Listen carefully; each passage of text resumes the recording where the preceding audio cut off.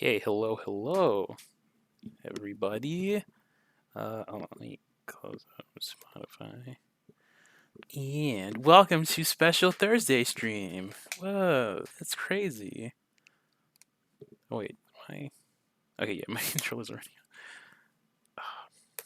We're here. We're streaming. Oh, sorry. Well, I said Thursday. Wednesday. I don't know time anymore. Time is weird. Yes. Welcome to special. What's this? Tonight's special Wednesday night stream. Ooh, I know. So different. So unusual. Uh, hmm. I just have to like make sure that okay, that's within the blur. So I have to sit. I have to sit right.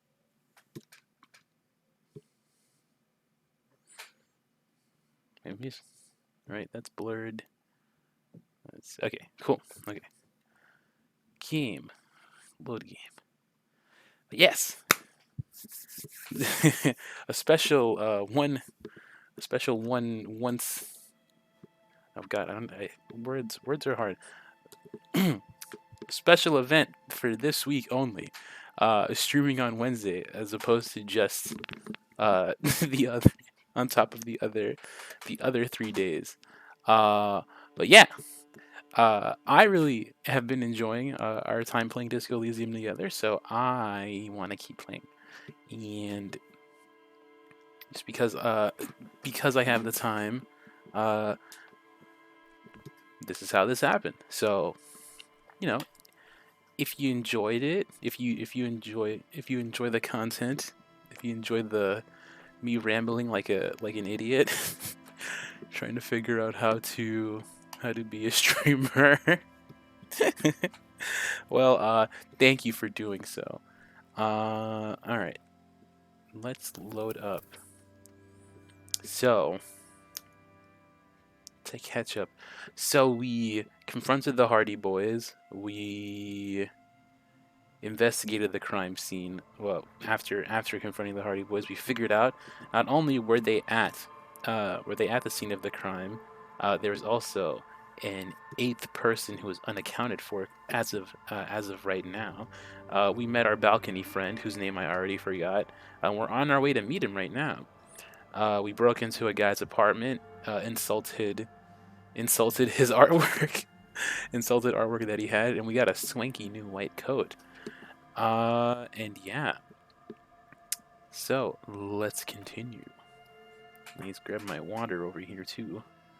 But yeah, I hope everyone's having a nice, been having a nice Wednesday evening. I had a lovely day. It's great, great day, great afternoon, great evening, and now, hopefully, a great night. Let's see. All right. I always wonder why does it always zoom me out. Oh, I can't forget we also got our swanky, cool new glasses too. All right. So we need to figure out how to get to the side of the balcony where the dude was at. So let's see. We kind of got stuck last time, so let's work our way backwards and figure out what's happening. Also, let me just make sure that. Man, kind of. Ugh. Okay, so. Wait, there's nothing else in here worth of note. That's the door. This is gonna take us back around. Let's see if we talk to this lady again. Give me a moment. Ask away, policeman. Who lives in apartment number 10? No one lives there. It's been empty for months. But I talked to someone through the door. Impossible. I would know if someone had moved in there. Maybe it's those countercultural people again. Breaking into a house like it's a public space. You're a policeman. Be good and take a look, will you? Sure, I'll see what I can find. Great. Young people. They're worse than rats. You know, always littering the hallways with trinkets and empty beer cans. How dare they litter trinkets? The youth. Is one of the residents on vacation? Their mailbox is overflowing. People come and go. I don't keep an eye on everyone. Why is there a hole in the wall in the abandoned apartment? Some lunatic lost his mind. All kinds of morons pass through these halls. With how small these rooms are, wouldn't you want to break the wall down? Do you know who lived in the foreclosed apartment? The hell am I supposed to know? Another nut job, I assume. She really doesn't like those nut jobs. Bad blood there. Okay. She mumbles some kind of a response, then hacks something into her handkerchief. Okay, I guess we're gonna go see who's behind the padlocked door. You hear someone walking around inside, rearranging the furniture. The number on the panel says 10. This apartment's supposed to be empty. Did you break in here? Excuse me? Of course not. Scare them. Suspected of some big crime. Ooh boy. There's no sweet talking your way in there. Be official.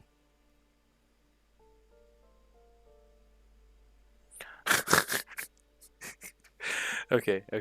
Alright, so for being a jerk. Are you cooking morphine in there? I don't need a warrant. You're supposed to try to break in, then open the door so I can verify your identity. Yeah, this feels about right. Hey, I don't need a warrant if I suspect there's been a Oh, break-in. come on. There's a pause before you hear the door being unlocked. That was smart. Sweet. Alright, you better tell me who you are. Satisfied? My name is Marielle Charpentier, and I'm an agent with Martinez Realty Associates. I am not breaking in, as I have every right to be here. God Keys, see? damn, that's a big smile. Her voice is really cheerful, despite her obviously hating you.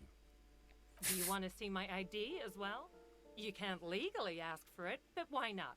Want to see my residence permit too? Sure. It feels flimsy in hand, with the words Revachol Zone of Control written under a nondescript municipal logo. There's a picture of her with shorter hair inside, along with all her personal details. Be friendly. That's a nice haircut. Thank you. Do you have any questions? I need to be back in Midtown in an hour. What are you doing here? I need to get it ready for the next lease, but as you can see, the previous tenant completely trashed the place. I fuck shit up too. Sounds like you've spent too much time undercover in some rock band. Sorry, I'm more of a guitar hero guy myself, honestly. It was some kind of a moribund old man who used to be a business owner. You'd think they'd make rent. But that was months ago. Anyway, was there anything you wanted, or is that it? I'm in a hurry. Who lived in the foreclosed apartment down the hallway? Oh, that's another huge mess. The former tenant owes us 3 months of rent. 3. We closed the apartment and planned on auctioning off the valuables, but... And again, I have no idea how stupid mistakes like this can even happen. But Ron, when he came to close the door, didn't close the neighboring door. And there's a hole in the wall. So preppy. She's probably on some low-grade performance enhancers, like Preptide or Pericanine. A hole in the wall. Can you believe it? And then the tenant ran off with his stuff. He's gone. The money's gone. Just like that. Oh, it irks her. The incompetence. Couldn't have been that much money. These apartments look pretty shabby. Yeah, let's just insult everybody, I guess. These apartments are perfectly fine. They have gorgeous architecture, a million-real view of the bay, good ventilation, neighbors, life, spark, and they are affordable. I'll tell you, Martinez has a future. In a few years, it's going to blossom with artists and creatives and those radio computer wizards. Wizards? It's as if they're real wizards, able to resurrect dead real estate and breathe life into bank accounts. My money has also disappeared, I think. Well, it does not disappear from my hands. No, I don't let it. So wait, what happened with the wall? Don't ask me what happened with the wall. I have no idea how we're going to find the time or resources to fix it. Man, she sounds like she's really trying to hold back, like just yell. It's like the portrait is already doing like a good job, but just also kudos to whoever like voiced this lady, because like this is making me think of all my times working retail. It's like, yep, that's right, customer. Both apartments are now unrentable. Both. Oh damn, that's crazy. All right, well thank you. Of course. She's waiting for me to leave, but now I gotta investigate. Blister pack of medicines. Something. Heck yeah, I'm gonna take it. Hypno Gamma. Looks like a fine mattress. Ooh. Oh, shoes. Ew. I'm not gonna wear those. Alright, give me money. I did the thing. Give me a moment. I didn't find any counterculture people in apartment number 10. Just a real estate agent setting up the room for new tenants. I see. I hope some good people are finally going to move in. This place needs them. Oh my god. Okay, no one is coming. There will be nothing but squalor unless we start killing real estate agents. Lax women and sexual deviants. That's who will come. I'm sure everything will be fine. This apartment building needs slow change. Imperceptibly slow. I mean, I feel like there's nothing worse I could do than, like, spitting. So that means she's cleaning, and that's just really shitty. Alright, well... It lacks women and sexual deviance. That's who will come. I know those types, yes. There have been some here, but they never make their rent, so they have to move out. I know their type. She appreciates your effort to curb the deviantry and laxness. Well, I'm off, thanks. Figure out how to get upstairs now. And this is no way, right?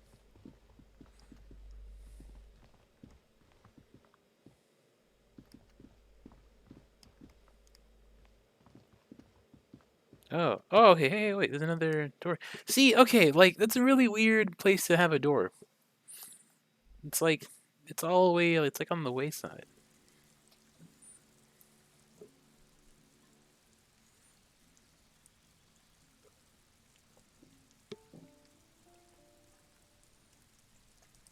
Alright.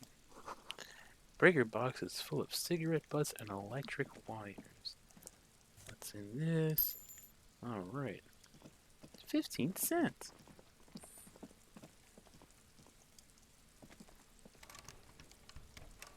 Locked door. A locked whatever that is. Let's mosey on up. What's this? Someone's growing rosemary, thyme, and a cactus. Apartment 29. Complete silence. Whoever lives here isn't home. Door to apartment 30. Voices from within, singing along to some buoyant dance track.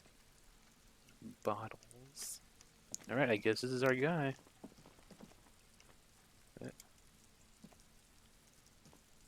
This door is made of metal and appears to be reinforced.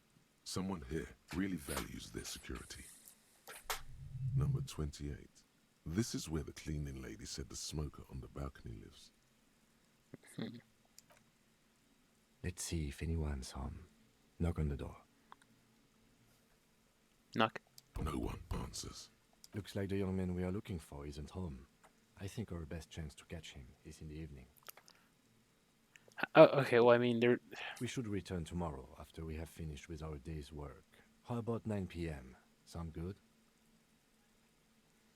What do you mean? The smoker on the balcony. This is why we're here, right? He might know something about the murder. So tomorrow 9 p.m.? Oh, fine, I guess. Suddenly, he's a little worried about your memory. I don't think I can make it.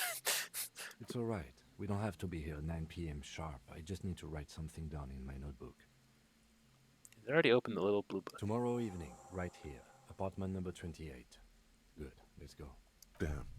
Turns out it's quite tricky finding someone in a big apartment building. Don't worry. You'll get him. Thanks, mind voice. Dang it. Well, so much for that lead. For pants. God ass. Alright, let's see. What's our boring flare cut trousers? No, I want them apple bottom jeans. Yeah. Looking swanky. Oh, wait a minute. Am I wearing shoes? Disgusting. I would never. No shoes. The pockets of these new jeans are perfect for sticking your hand into. Makes you look cool, calm, and collected. As your hand enters the pocket, your fingers brush against something. Soft, yet crinkly. Ooh, is it a wrapper? Hey, it's a chewing gum wrapper. It reminds you of the fruity juice of apricots. You should inspect it closer if you have time. Something about the wrapper's texture is familiar. Not familiar in a good way, you might say. There's pain in there somewhere. Oh my god, everything is just like a trigger for trauma with this guy. Alright. Well, let's see what it is. Alright. Let's keep it all. There it is again. The scent of apricots with a touch of cinnamon. Smells like the end of some distant summer. The surface of another planet. Or some ancient temple. Ancient temple? Yes, from the height of antiquity.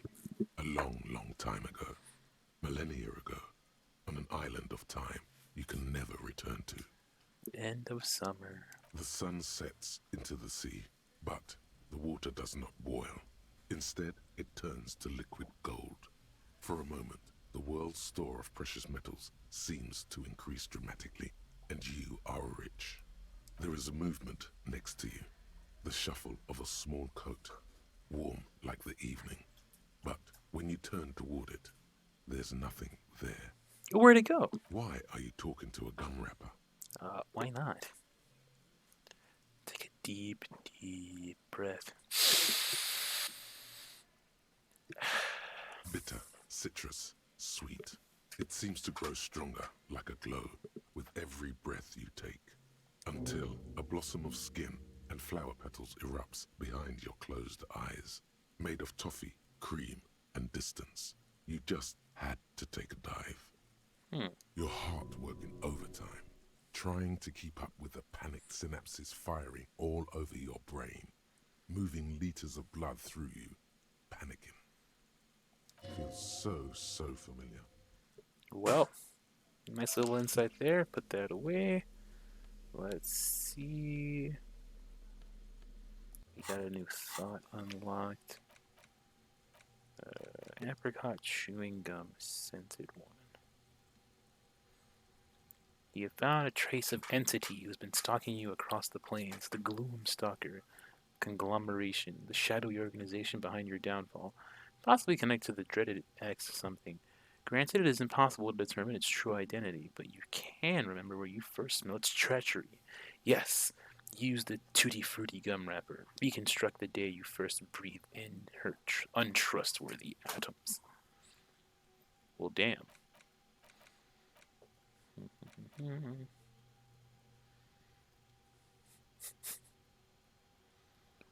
Oh, jeez. All right.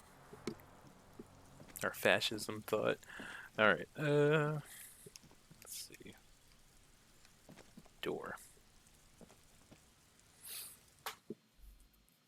Maybe we should try talking to the Hardys again, maybe?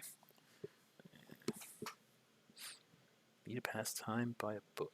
Reading passes time quickly.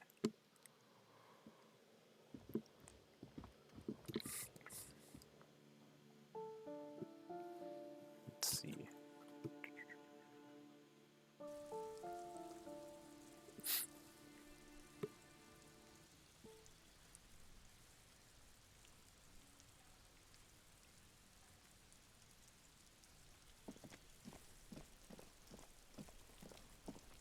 Still no way to get to this thing.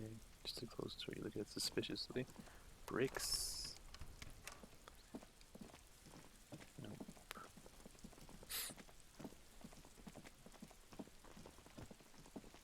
Kim, why are you running like that? Why are you glitching? Tiny, tiny child.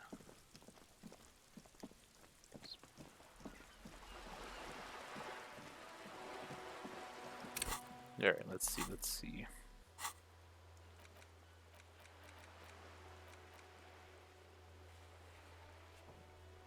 Okay, so the water lock will open tomorrow, and the smoker on the balcony just need to come after 9 p.m. Let's see. Get reality light down. Find money for rent and pay guards. Track down my badge.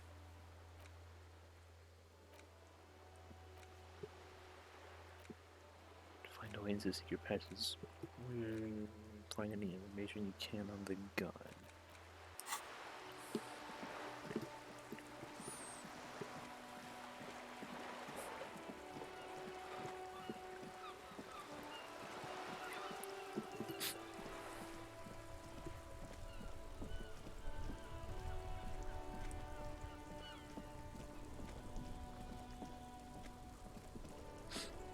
See if these old guys got anything.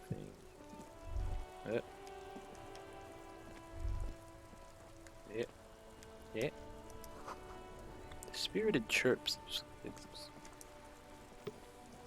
Officer, the mere sight of police in Martinez makes me feel safer already. How can I help you? You could give me your sandwich, but you know we already know that's not happening. What about you? Watch out, Gaston. It's Inspector Off. Come to throw more of our stuff into the sea, officer. I said I wouldn't do it, but I found you a new bull. See, René, I told you he was one of the good guys. You should have more faith in people. What is this? Are you mocking us? This isn't for pétanque. Now. No need to get angry again, René. I'm sure the officer tried his best. It's not like there's a bull kiosk here in Martinez. There's not gonna be an alternative. I suggest taking it. That's how it is, huh? Fine. I guess you did attempt to right your hooliganism. Consider it forgiven. I saw the statue of Philippe III near the roundabout. Ah, yes. King Philip III on his steed. A reminder of what Revachol once was. Oh, next Gunpla stream will be Sunday. Sunday nights are designated. Our designated Gunpla streams. Yeah, I don't know what the heck we're gonna... Oh, you know what? Yeah, wait a minute. I know exactly what we're gonna build on Sunday. Bam. Because I didn't get to do it this week. We'll build the Blue Destiny. Yeah. It's queued up. Oh, absolutely. At the mercy of a cocaine-snorting tyrant who emptied the treasury so he could sleep on a bed of gold. Yeah. A superpower, feared and respected. A testament to what this country can be under the leadership of a true king. Someone who knows how to rule. Oh yeah, and how should a true king rule? Decisively, without fear of offending the sensibilities of the frail and weak-minded among his subjects. This is something the insurgents never understood. Yo, what's up? It came at a great time. I think we're going down the fascism train again. Oh fuck. Okay. Powerful leader is not afraid to do what must be done. I sound like Palpatine. Jeez. Okay. That's what this country needs. Revachol would be a different place if more people realize that. We could still be the... Don't get started on that again. What happened, happened. He's heard this rant too many times before. The Carabinier doesn't reply, but his entire being communicates unbreakable resolve. No one and nothing can change this man's mind. He is as rigid as they come, still in that antique uniform. It's a symbol for him. Let's talk about something else. Right. Nope. All right. Well. Okay. So. All right. So you didn't. So you didn't miss much. Yeah. No. I mean, look at my face. I mean, not my face. Look at. Yeah. Look at our guy's face. It's a pretty. It's a pretty odd little face he's got going on there.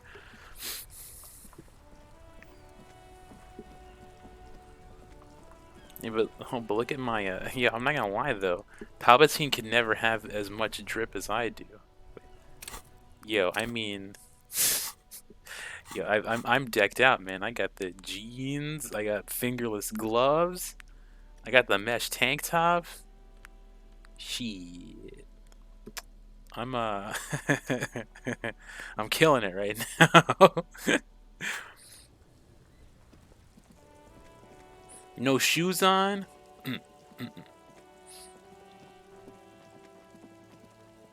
Alright, alright. Wait a minute. Don't I have drugs I can take?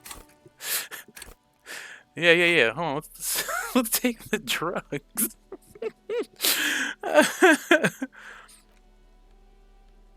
Eh, can I use it? Yeah. Whoa. In your hand, Parolidon, the double rainbow of synthetic hallucinogens, rare and gritty, a product of the age of atomic power. Look at the little puck of liquid. What a funny little cat. Don't let the scary medical warnings throw you off. It's an inadequate antidote to radiation poisoning, but a potent antidote to boredom. Oh yeah, no. Robot Chicken Palpatine. Oh my god, that still gets me to this day. Like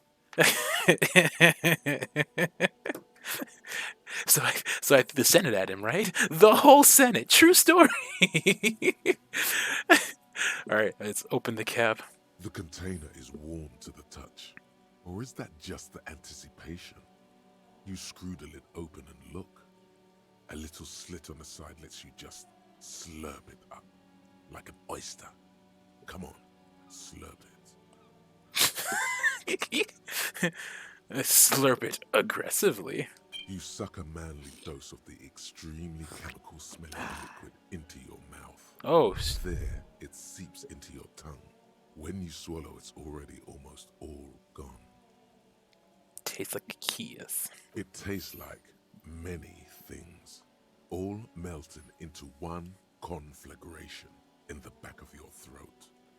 As you look around, the world slowly exists as it did before. Only now, gentle flames lick at its edges, as though it were a photo burning. Oh god, on fire? Not really. It's just a metaphor. The effect of that otherworldly drop of liquid is slower, more subtle than that of real flames, yet just as warm.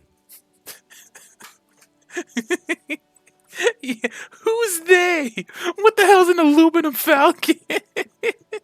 I'm not gonna. I've watched that skit so many times. I know it front to back. It's like my favorite. It's like my favoriteest Robot Chicken skit ever. This warmth, it makes you want to share your discovery with Kim. Oh no. Yeah. I'm sure Kim's gonna love this anti-radiation drug. Alright, well, Kim, I just did a drop of that anti-radiation drug. It's great. I'm happy for you. His glasses turn golden as the fire reflects off the lenses. You feel this man is your brother. Kim, you're my best friend, you know that? Just don't mix it with anything, he thinks, looking you over. Thankfully, his sense of balance seems okay. Whatever, I'm not getting involved. Wow, Kim's badass. Or he's had a druggy partner. Whoa, that's probably it. He's seen it before. Look at all these guys go off like fireworks as information pours into you about the lieutenant's simple remark. I'm happy for you. This stuff is great. Will I be able to stand straight and walk? Why not? This government-developed substance seems very non-intrusive. You could even operate heavy machinery. Fire machinery. Oh boy, this is gonna be oh so useful in my line of work. Already you can tell you're going to be slurping a lot more Pyrrolidon. This stuff is going to give you insight into that little flickering light hidden in all human beings. Well, at least I know now that it's possible for my health and my psyche to be increased. In the bottom right corner of the screen, there's a Pyrrolidon button. It gives +1 to psyche skills. Empathy, suggestion, authority, inland empire, esprit de corps, and volition. This is good before rolling a white check, but damages your health. Okay, so that is 2 items now that I have that will damage my health, but will be useful for white checks. Interesting. There's gotta be like an inverse, right? I mean, it only makes sense. Like, there's gotta be something that damages my psyche, that damages my morale, but also, you know, I guess that would be like a physical checks. Okay, on. The boomboxes on the shelf look well-loved and well-traveled. Chipped, dented, they stare at you with the unblinking eyes of their tape reels. Stand the tips of my toes to see more. One especially catches your eye. Deep gold and amber plastic with a big old handle on top. A classic boombox that says Stereo 8 approved. This is you. Golden orange. A sunset suite. Just make sure it works before you buy it. What I really want to know is, could this device come in handy in my police work? If police work means playing tapes, sure. You can use it for that. Or any other time you'd need to play a tape. Like a beach party. With sand and sun and seagulls dancing on the breeze. Kim, theoretically, could I bring it to a beach party? Theoretically, yes. But we don't have time right now. It's generally murder investigation first, then beach party. Okay, Kim, we'll just rock out with Roy then. Actually, it doesn't have to be a beach with a boom like that. We'll bring the party into the streets. You're right. That's really the end I need it for. A requiem for all life forms. You're right, Kitsuragi. Work first, party later. Fuck no. Alright, we'll bring it to the streets. Right, Peanut? Yeah, Peanut agrees. You can play it any way you like. And I guess since you're a police officer, no one can arrest you for it. As I've stated many times before, I am the law, so you are right. Alright, let's see. Hello, hello. Let me know if I can help you with anything. Wait, that's what I'm missing. Sure Gun thing. again.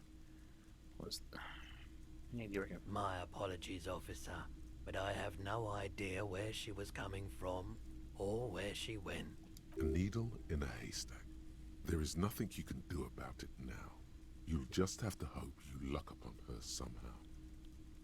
Sure, man. Alright. No luck on the gun front.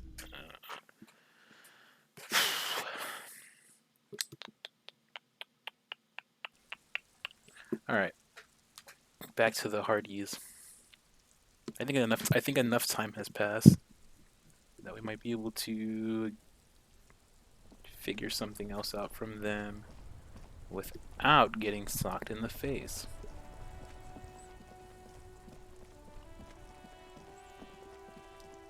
Potentially, unless that's an option.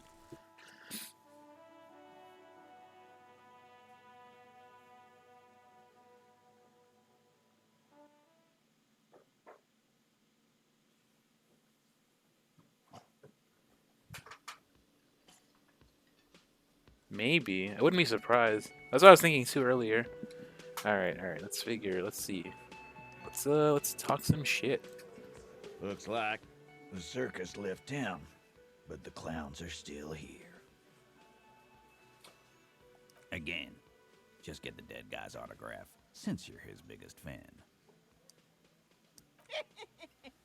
Good one, Titus. When did this hanging incident occur? You don't have to answer any of his questions. Fixer returns to remind I know, Lizzie. Relax. We killed him last Sunday night. Seemed like a good way to end the week. How long had you known the victim? Known him? We don't associate with scum like that, asshole. Yeah! Who do you think we are? Quiet. He came around about 3 weeks ago when that Pines cow first sailed into town. Happy? By the Pines cow, you mean Joyce Messier, the representative for White Pines? The same company you're striking against? No. I mean the Pines cow. The stupid-ass cow they sent in to fuck us over. But you know what? Why don't you ask her about the pretty boy? I'm sure she has interesting things to say when you ask her hard enough. That's enough insinuation for today, Titus. Officer, your interview is drawing to an end. Don't waste your last questions. Oh, who called the shots Are then? you deaf? There will be no singling anyone out. You can't arrest a Hardy Boy without arresting all Hardy Boys. Do you think you could do that? Do you think you could arrest them all? Titus, keep addressing him. He wants everyone to know he's in charge.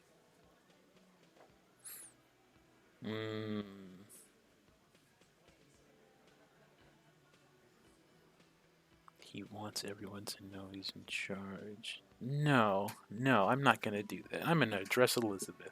I don't have to. One of them was more complicit than the others. That's for the courts in Les Jardins to decide. Not for the officer making an arrest. Which we all know you won't be. What you can do right now is go back to your station and write a report. No. We'll stay here and discuss what happened that night. You murdered him just like that. No remorse. How many people have you sent to the Shays? Ever felt remorse for them? Or send them to Reunion to rot. For 20 years. For life.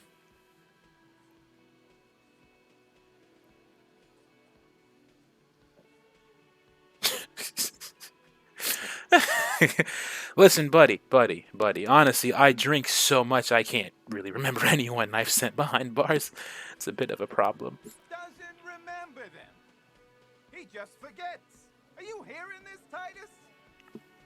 Ain't no use keeping a stiff catalog in your head. That's for sure. Why don't I just arrest you then, punk? Yeah, lawman. Why don't you? Weren't you warned to not go down this path? And yet you still go and do it. Just because you can doesn't mean you have to say everything that comes to mind. Back out before the situation escalates. Not in the arresting mood? His mean little eyes come alive with hatred. A fearful readiness, like an electrical charge, raises hairs in the room. By your side, the lieutenant keeps his hand away from his holster. You hear the nylon of his coat hiss as he steps closer.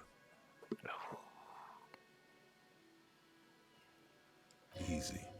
Walk back from the provocation. They're armed, and they outnumber us. The lieutenant tries to establish eye contact with you. You're right, I'm not backing out. You confess to murder, I'm taking you in. Look, coppers, I know you think you're doing your job here, but there are 7 of us. two of you. The bore's the size of your eye. I can almost see the stars. You're under arrest. The last thing you hear is a little murmur. Not a blast. Not an echo. No one screams. It's... Oh, shit. Damn. Oh, what? Yo! Dead cops. Sad news from the district of Martinez, as the bodies of 2 police officers are found floating in the canal. It is believed the officers were pursuing a murder investigation, but got caught in the dock workers' strike and were gunned down under unclear circumstances. Such needless loss of life is truly tragic, a local union leader, Everett Clare, commented, and added that although the event is truly horrid, we can expect similar incidents to follow if right-wing vigilantes are allowed to run around uncontrolled and try to wriggle their way into well-organized neighborhoods. Whoa. That was an instant game over. Shit.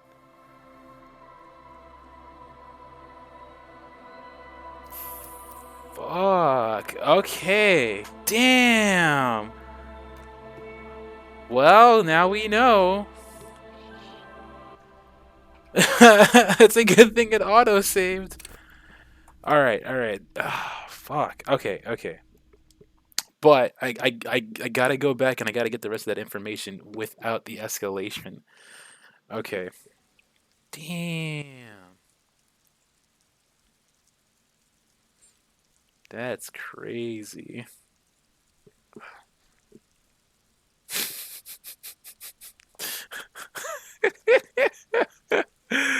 Oh man.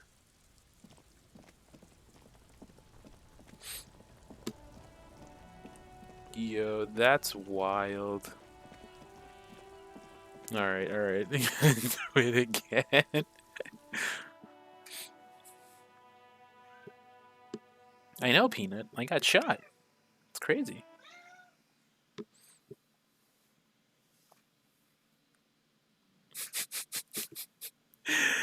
Alright, alright. Can I? No, that's not good. Alright. Let me just get the rest of that information. I'll just skip through the rest. Looks like the circus left town, but the clowns are still here.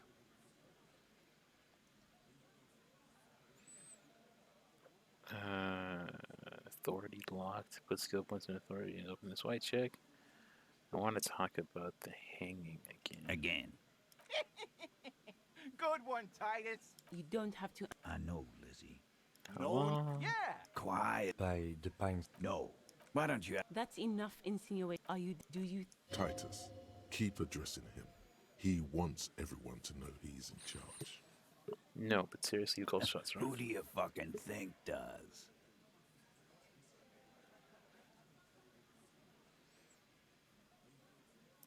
Yeah, I thought she It did. wasn't a question, dickwad. How fucking stupid are you? I don't know. It's up for debate. This asshole is worse than... Titus runs the Hardy Boys, genius. That's why we're called the Hardy Boys. Ain't that right, fellas? I think you got your answer, Mr. Law. Yes, there are some administrative differences. But on that night, they all acted as one man. You murdered him just like that. How many people have you sent to the Shays? Ever... Or send them to Reunion to rot. For 20 years. For life. Ain't no use keeping a stiff catalog in your head. About fucking time. Found an 8th set of footprints, but there's only 7 of you. Where's the 8th Hardy Boy? What are you talking about, madman? There's no 8th Hardy Boy. There's 7 of us and we're all here. He sizes you up. Ooh. Or what? You want to be the 8th Hardy Boy? We ain't hiring. Actually, boss, we've been talking and we think she could maybe... This person Glenn wants to hire, he really respects her. Mm-hmm. Shut the fuck up, Glenn! I do the talking here. Now what the fuck do you want, cop? So let me get this straight. There is an 8th Hardy Boy. It's a she, and you don't like us talking about her? Peanut? Peanut, I'm trying to solve a murder. I need you to... Yeah, sit down, Bubby. Okay. She gets very excited about police work, you know? Cats. That's right. We're not talking about this. This is a private Hardy Boys matter. Nothing to do with your shit. And He points at the lieutenant. you're not cops here. Don't go digging around if you don't want a bullet in the back of your head. I'm watching you. Good. We are all watching each other.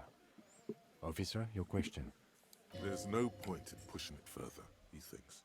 This is already a victory. We'll learn more about this 8th Hardy sooner or later. Alright, I'm gonna... Oh, wait, no. Wait a minute. This is a white check, so I can use my drugs! Drugs? Drugs, you're making me look bad right now in front of the other people.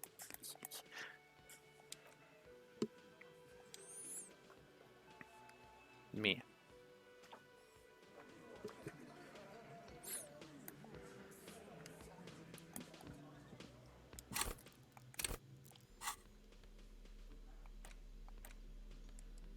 Why is it not working? What happened to my cigarettes?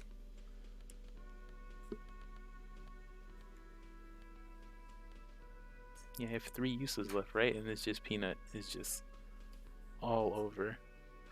Yeah, that's what I'm trying to do. It's just for some reason it's not working. I have 1 cigarette left. Okay. Screw it. Let me just try using the mouse. Oh.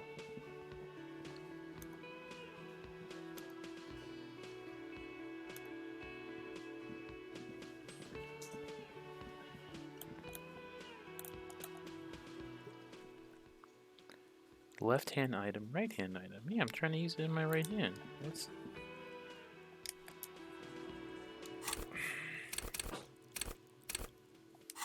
Oh, I guess maybe it's because I took it earlier? Oh, okay, yeah, because there's a little icon. Okay. Oh, okay. Looks like the circus left town, but the clowns are still here. Let's see, you might get lucky. It might work. Okay. It's a step. This time it's going to work. You already ruled out the first bad option that didn't.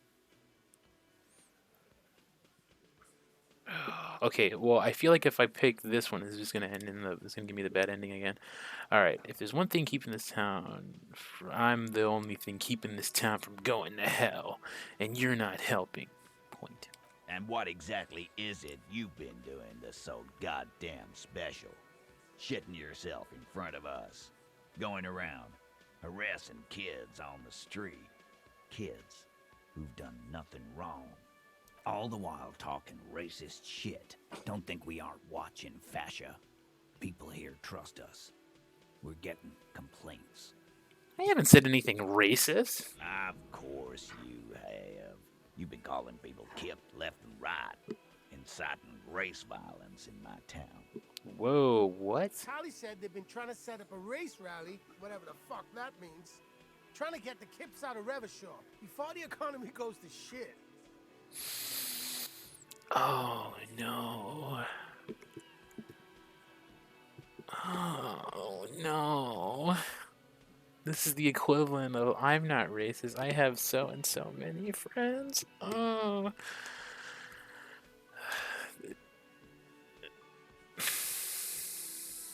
Oh, no, but is this worse?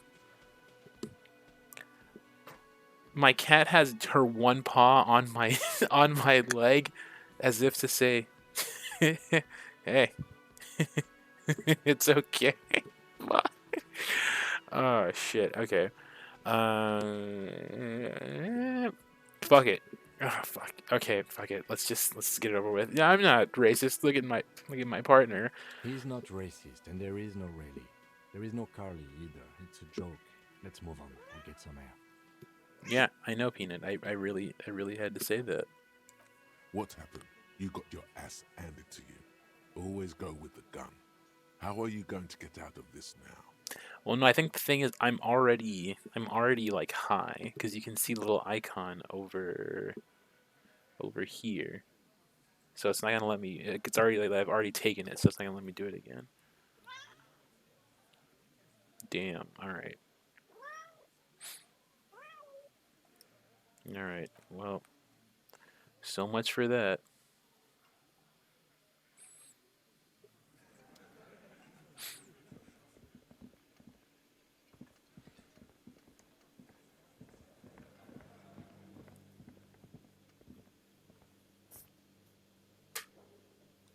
All right. Still gotta find a way into this door. You see a heavy steel door with a prominent dimple lock. It's painted blue. All right. Well, there is nothing. Still no way for me to get there. Yes? Yeah, I think if I can, let me see if I can, if I get a skill point, I'll retry it. Oh, I'm just gonna, let me just get the cat down really quick. Peanut, you gotta get down.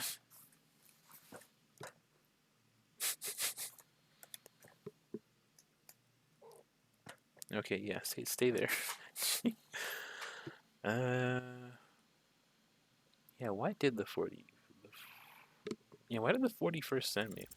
You pick over what's left of your frontal cortex, but no compelling explanations emerge. All right.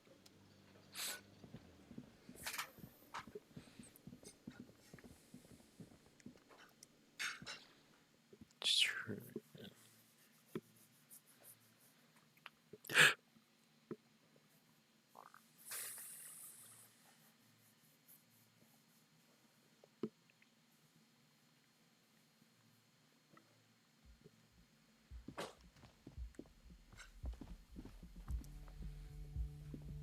The door is closed. Nope.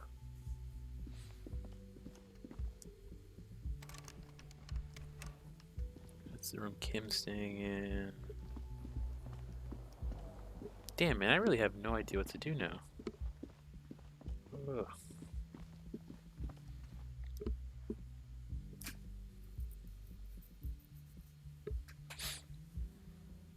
Okay, I guess I have to like let the time pass until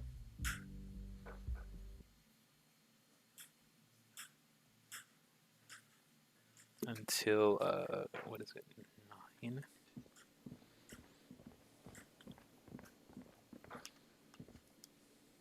Can I help you? Got the 20 real? Yep, here you go. Good. You got the room for the night, but remember, you'll need another 20 real tomorrow. How could anyone forget, asshole? Go talk to the union rep? Okay. I need a drink. Can you pour? Oh, no, I'm not gonna drink. No, I can't go out this way, right?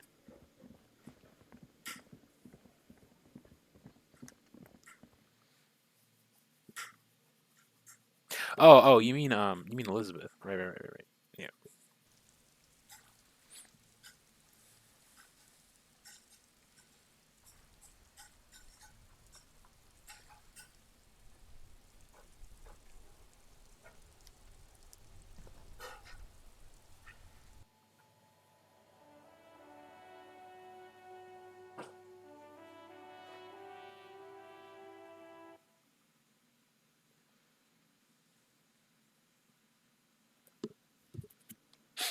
Let's see. I've got nothing to say to you. Why are you wasting your time? Are you the Hardy girl?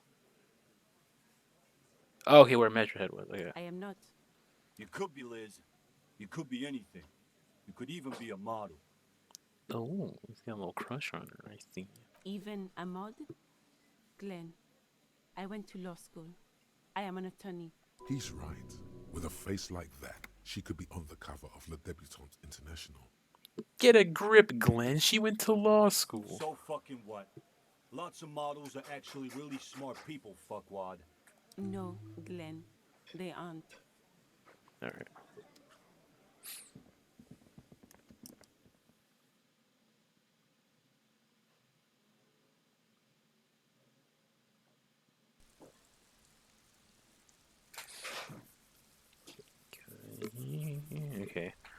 Let's see.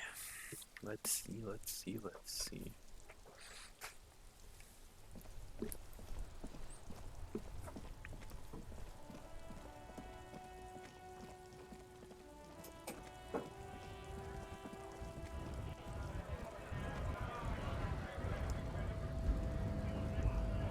Right to work!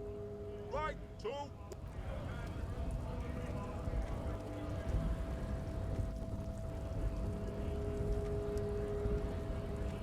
Hola, Wandering Man. Nope.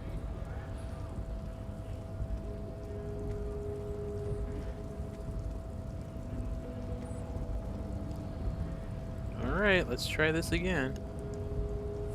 Your race descent has only worsened since I last saw you. You have really let yourself go.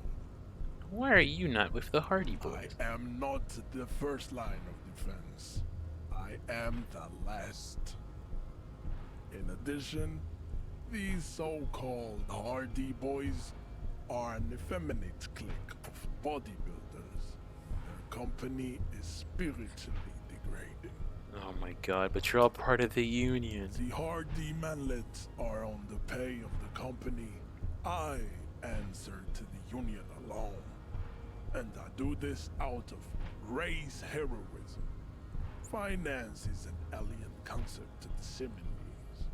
Now leave me be. I must luxuriate in the company of my woman. Manana's hints. Like, is you're knocking me out again. Suggestion is against it. I don't know. What should I go for, the lower one or should I go for the higher one?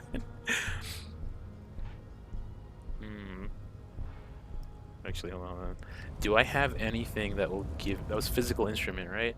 Do I have any items of clothing that will give me a plus to physics? Yes. It's the shirt. The shirt. Ew, shoes.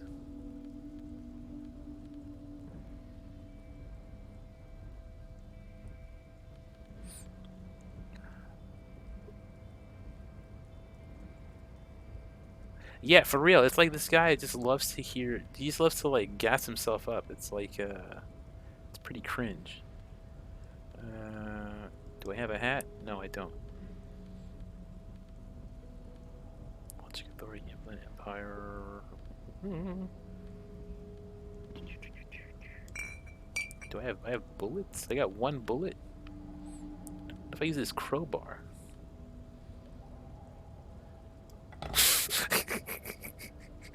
Hey,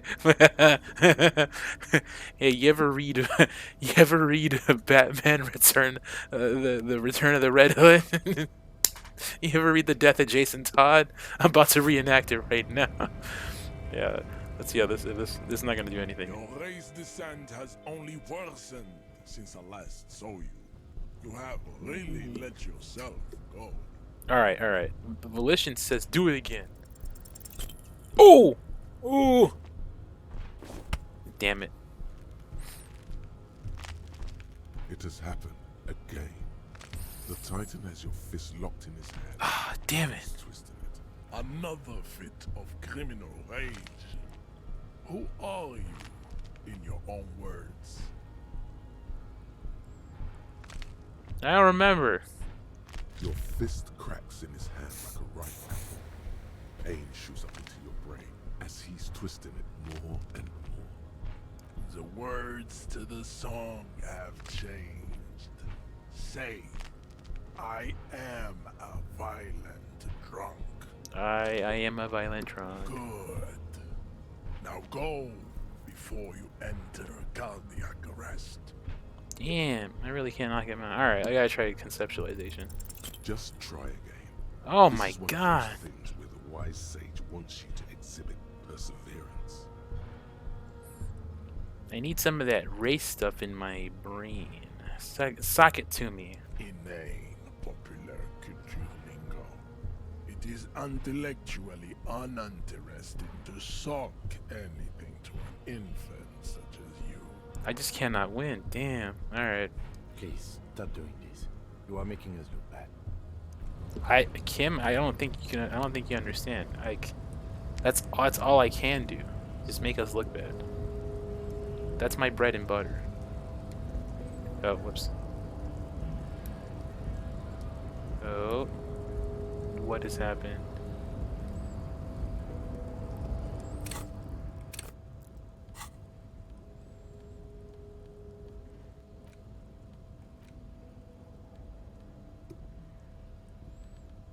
That was what was that? That was electrochemistry? Your race descent has Conceptualization. only worsened since I last saw you.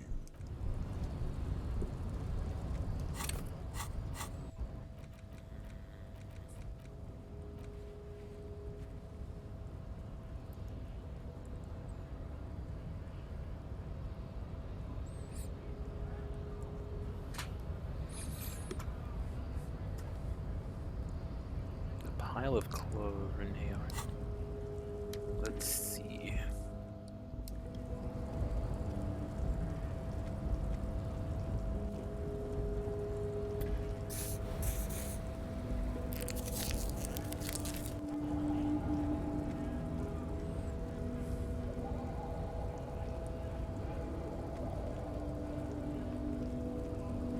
Guys, I'm gonna need you to go down. Oh my god, okay. Just go down here. There we go.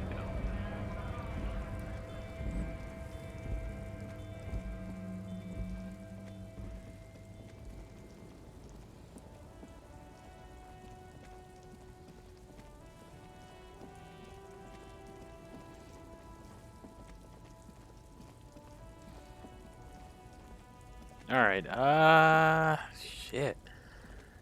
Well,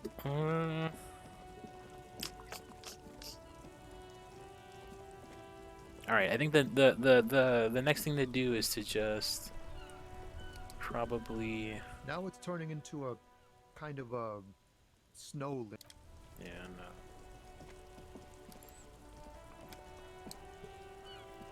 Inside, you see a set of steering levers, a radio microphone, a pull-out toolbox, and the soft glow of the fuel preheater gate. Nope, nothing for the car. Nope. I keep pressing, Yellow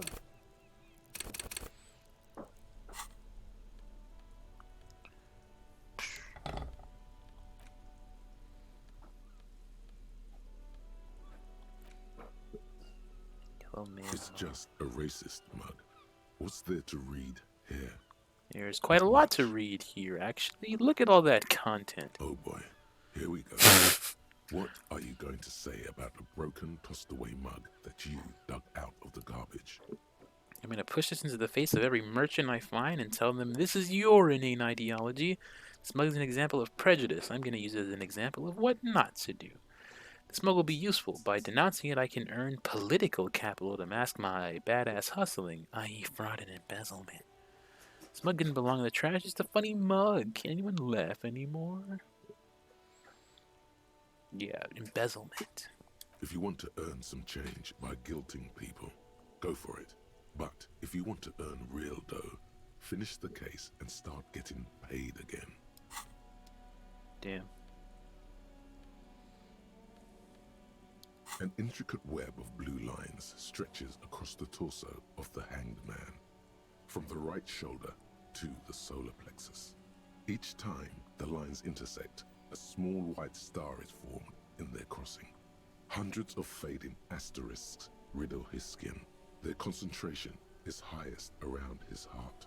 It almost looks like the electronic patterns inside a radio computer or an old filament memory, but not quite. What's the meaning For of this you sentence? to discover. You've gotten as far as you will without assistance. Someone close to the victim might know. Gone. Put the photo away. Handwritten note. The Did note I already read is this? written. Yeah. The pale.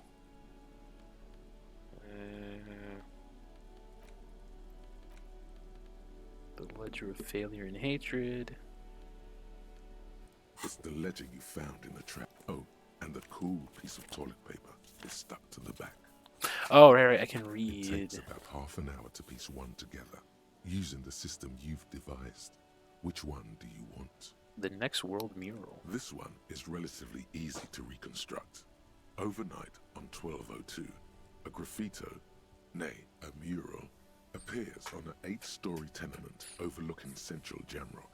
The building is a sparsely inhabited ghost tower, part of a failed real estate development called Grand Couronne. The mural is enormous. 2 silhouettes, a man and a woman, are kissing. The text cut into their form reads, "True love is possible only in the next world. For new people, it is too late for us. Wreak havoc on the middle class. People call it that thing and that fucking thing. It's visible for miles. In 2 days, the station's complaints desk gets clogged with requests to remove the bummer. You and your partner are assigned to the case. The graffito crew is easy to track down. Only the bell lectures have the literage of industrial paint to cover the surface. One of the graffito artists is rumored to be rich. They take responsibility for the execution, but not the design. The ideologue of the next world mural, as the crew calls it, remains an unknown. Wait, do I never find out who came up with it? The case files do not show you finding the author of the design. Okay. The crew agrees to clean up after themselves. However, your partner, JV, is against the removal, citing public support for conservation. This leads to a debate in Precinct 41, which then spreads to the streets of Jamrock, ending in a rare plebiscite organized by you and the rest of Row 3. The 9,000 people subjected to the mural's message, all of Lakeside, Central Jamrock, and Villalobos, plus half of the eminent domain, participate in the vote. Although the case begins with what appears to be a lot of rambling on the streets as to how juvenile and stupid the mural is, given a choice between 2 options.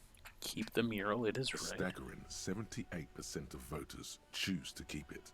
Turns out the opposition were a loud minority, and that love truly is possible in the next world for new people, and it is too late for us. I like it, but can't we wreak havoc on other nations instead? I must have voted and possibly even lobbied to remove the thing because I don't believe in that rubbish one bit. All that remains to wreak havoc on the middle class. Did someone ask what you believe in, man with the smelly toilet ledger? What do you want to tackle next? Or are we done? Oh boy, I got a breakthrough. Not much has changed in the meanwhile. Alright, hold on.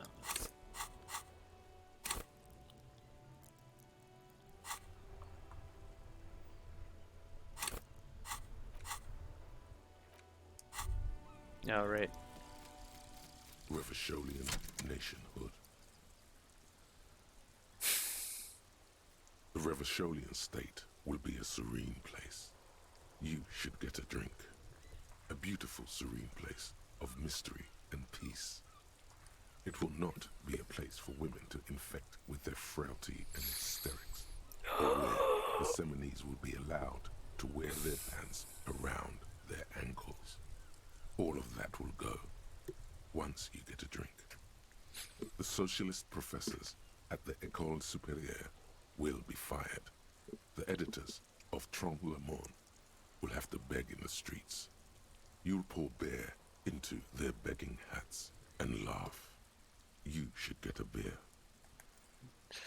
Nationalist dialogue options damage -1 morale. Alcohol gives +2. Oh jeez. Okay. Neat.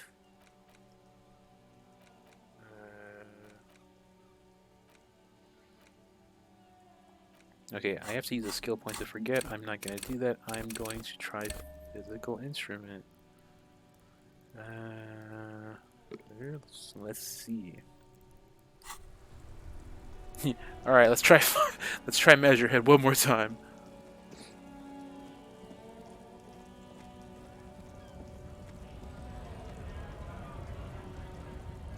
Oh, I'm not high anymore. interesting.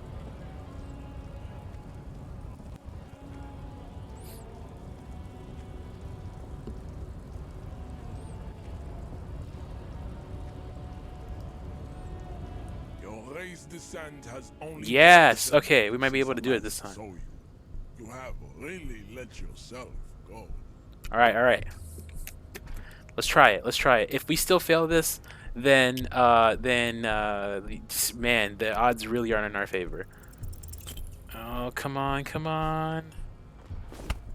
Oh, jeez, man. It's still. This happened again. Another fit of criminal rage. Who are you, in your own words? Your fist cracks in his hand like a ripe apple. The words to the good. Now go before you enter cardiac arrest.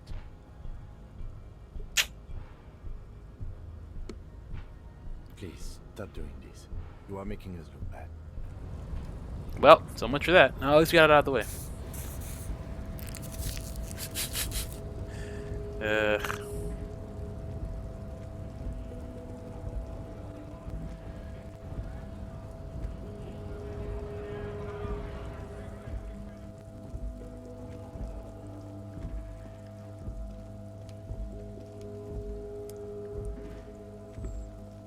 Looking for something? You could push him by asking him to show you the soles of his boots. He definitely looks like someone capable of a lynching. Let me see the soles of your boots. Been admiring the stompers, huh? Sure thing. Check them out. Look at the On sole. the bottom of the man's boots, you see an intricate tangle of treads with no immediately discernible pattern. The wind howls over the bay of Rivershaw, a cascade of cold air flowing through the tangled city streets. Is that a map of Revachol? It sure is. Where did you get boots like that? Custom made. Cost me a pretty penny. But why? For when the invasion comes, the last thing they'll see before the lights go out is illustrious Revachol. It doesn't look like the lieutenant cares. He just makes a little note. You do understand that you are stomping on Revachol every day, don't you? No, it's not like that. You don't get it. It's when I kick them, you know? Oh, fuck it. It's too complex for you. Found this mug in the trash. Yours? Oh, man. Oh, man. That's great. Look at that guy go. Haven't seen anything that funny in a while. Is it yours? God, man. Thanks for that, but no, it's not mine. What was that argument about? It's about biological determinism, natural law, the sorting of the races. Not the most popular topic nowadays, with a coalition in charge and all. You might want to change the topic. That is, bury your head under the sand like common sheep. Change the topic. The way he says it makes it almost sound like a threat.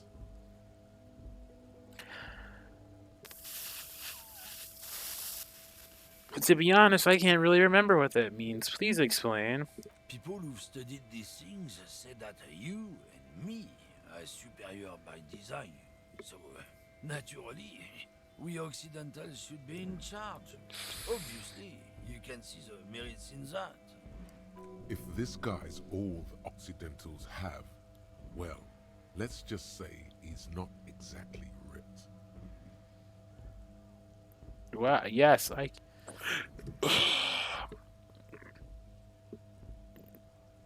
Yep, I've already made my mind up. You want to hear it?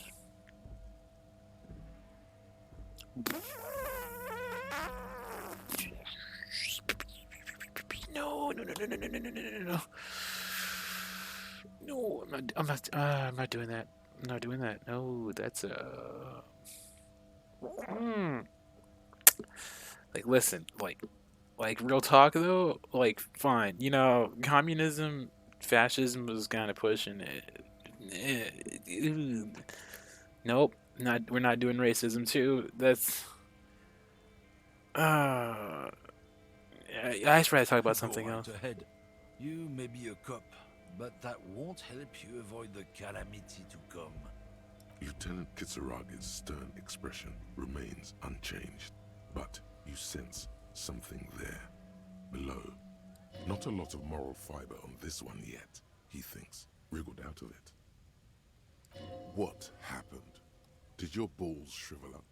You had plenty of chances to get off this road, but no, you let this guy keep talking. Then, when the time came to make your choice, you tried to split the difference. Weak.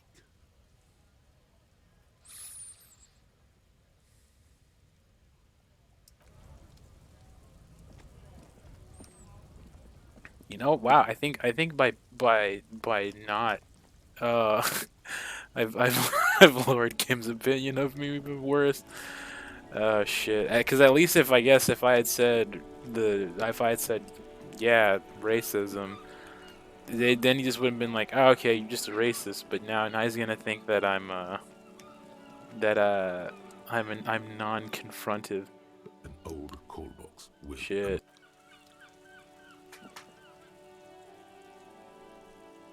The stream seems skewed so well. What do you mean? Is it oh, is it lagging?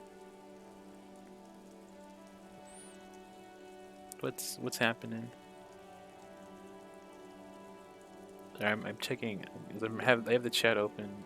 I have the chat open on my phone too. Okay.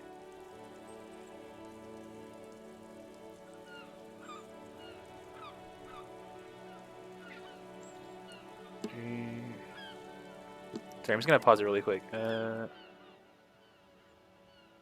Just want to make sure.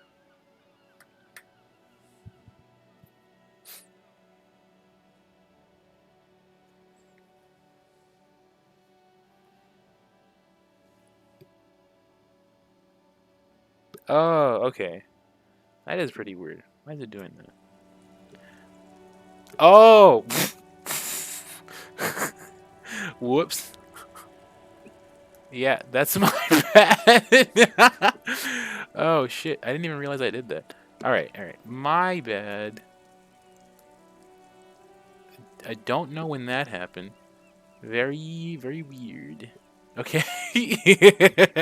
Alright, I thought there was something wrong with like the quality or something. Okay. It's just, you know. Actually, I should probably lock that in place so it doesn't move again. Yeah, you stay. Okay, cool. Now I can't move it at all, even by accident. Alright, we love to see it. Sorry about that.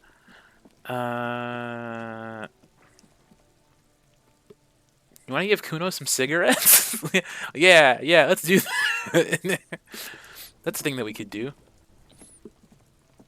Have you come to make your offering to Kuno? Let's rip tar. Let's rip some tar, Kuno. Put it away. The information here isn't worth it. Back off, fuck eyes! Kuno is a man. Kuno can smoke if he wants. The lieutenant doesn't like this. It may be less destructive to your working relationship to just come back alone later. You're...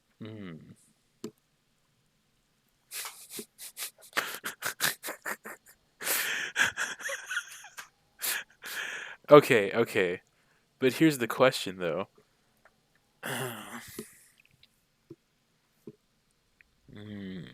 That's interesting. We may need help. Yeah, that sounds like the sensible answer.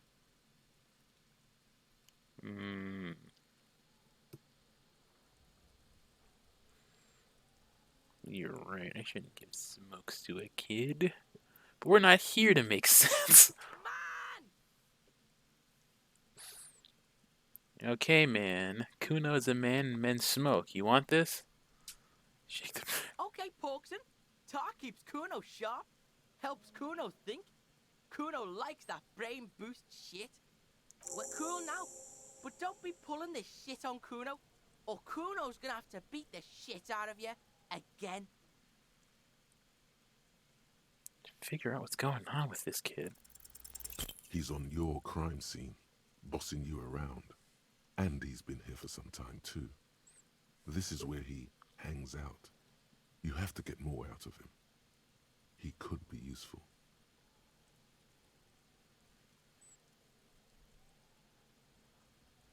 You must have seen all kinds of things throwing stones here. You want to help the RCM bust a murderer? Fuck no! What are you? Fucking mentally handicapped? Kuno, they've almost made you a snitch now. Yeah. Ease off, see? Kuno always takes the bullet over the hammer. He nods big boy style, incredibly proud of himself. Kuno, I found your shack. You found Kuno's secret door to Kuno's secret shack. It was closed for 5,000 years. How the fuck did you get in? I phase shifted through the roofing material. Shit. Get the fuck out of here. You can't do that. The fuck I can. Do that, Kuno. He's trying to fuck at you again. Pigs can't displace. Can't do that teleport shit.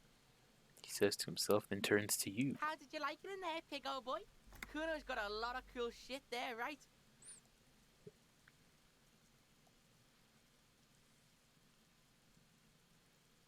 Can I get into the harbor from the roof? Of course you fucking can. How do you think Kuno made all the docky boys his gimps? Just got a fly, pig. I tried that. It didn't go well. Kuno knows. Kuno and C saw you shit yourself. It's okay, pig. Not everyone can face the fear Kuno style. That's all there is to it then. Don't be a pansy. Just jump. Found a plate covered with powder residue. We know anything about it. That's where Kuno gets his daily hit of electric. Kuno Shazam. Kuno rides the fucking lightning in there, pig. Bet you'd like to ride the lightning too, wouldn't you? You feel tired and old, but you could have that sparkle in your eyes. It's the tub of magnesium, Kuno. It's a vitamin, pig. Don't you know anything? It's magnesium, right? Yeah, it's the mag. You fucking need that shit to stay on top of your game. Kuno goes through like a tube a day, rips mag like a motherfucker, and you could use a bottle. Damn. Oh, don't teach him, Kuno. He's gonna use it against you, Kuno. I know all about magnesium. I rock it all the time. You're not getting this, pig. It completely takes away the hangover. It's like you didn't do anything. Like you stayed home playing with your choo-choo. Fuck you, pig. Don't do mag.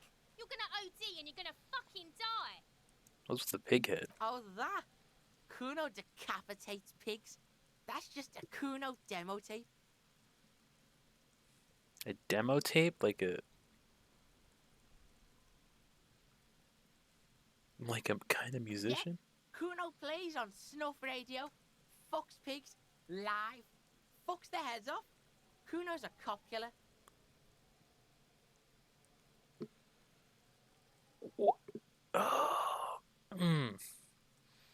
What?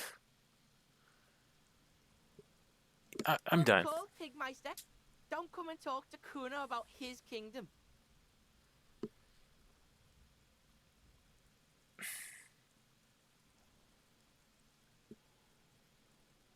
Yeah, the kingdom of Kuno. The fuck do you want with it? That's in the greenhouse over there. Dunno. Kiptas gardener used to work there. The gardener? She's usually not a gardener. She's a union. The fuck does this have to do with the Kuno? Kuno doesn't give a shit who she is. You were expecting relaying this information to him to be more rewarding, right? Telling him you found out she isn't a gardener. You know what you should do if you want to get rewarded? Drugs. Drugs are more rewarding than work. Or alcohol, if you don't want to do drugs. Alcohol is just as rewarding, but it isn't a drug. This has been going on for quite a while, hasn't it? You've been thinking about drugs and alcohol for a long time now. Juicy drugs. Tasty alcohol. Seems kind of boring now, going back to... What was this about? Some yard? Yards aren't interesting. Only drugs are interesting. Drugs and alcohol. You feel sad now, but what can you do? Life has to go on. With a heavy sigh, you say...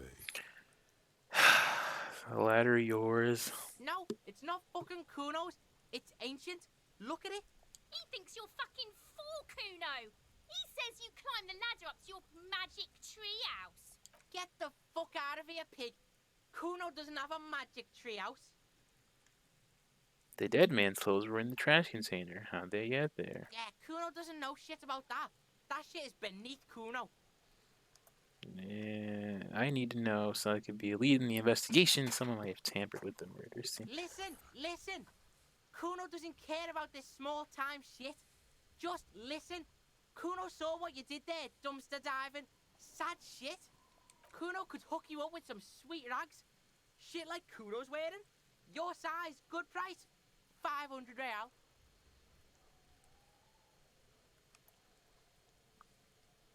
Alright, entertain me. What's so great about these pants? Pig, these are found modulars.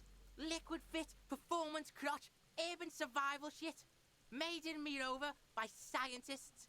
Pants scientists. Believe it, you need this shit. These could drastically improve your chances of survival in the urban wilderness. Coach Physical Instrument endorses these pants. They are tartan ready. No, Kun, I don't know anything about tampering and invest. You don't know anything, and I already have pants. Whatever. Kuno was trying to help you, but you're too fat for fouling anyway, pig. There's a mug in the trash. The fuck? A mug in the trash? Is this about the fucking clothes again?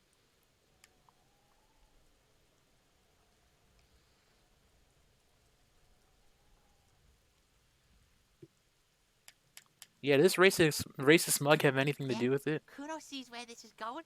Kuno's got that fast brain. You saying you picked it after the mug fucker? Cause he's the clothes fucker? I can't hear you, Kuno. Speak louder, Kuno. That's exactly what I'm saying, Kuno. Someone has tampered with the crime scene. Cleaned some of it up. Shit, that's tense. Someone's going to the beat-down basement, huh? Mug guy gonna get tied to the radiator. The kid may have something there. He's already come up with an interrogation technique too. Kuno doesn't know who put that shit in there. And if he did, he wouldn't squeal. But if you find out, maybe you can... Stop turning into a pig, Kuno. They're trying to get you hooked on the snitching. Get away from my Kuno. Yeah? Get your bacon shit away. Kuno doesn't like to be seen with the popo. Get your shit done and out of Kuno's face. Yeah, whatever. Kuno doesn't give a shit. You got any speed? Fucking right, pig. Kuno's filling bathtubs with that shit. Kuno's a kingpin. Can I have some? Just a little bit. Fuck no, pig. Kuno ain't dealing to the popo. Not doing the pork pen for your sad speed habit. You don't know Kuno. He's not worried about prison. He just wants to antagonize you. He's got to at least know a source. Look at him. You need to figure this out somehow. You need to befriend him first.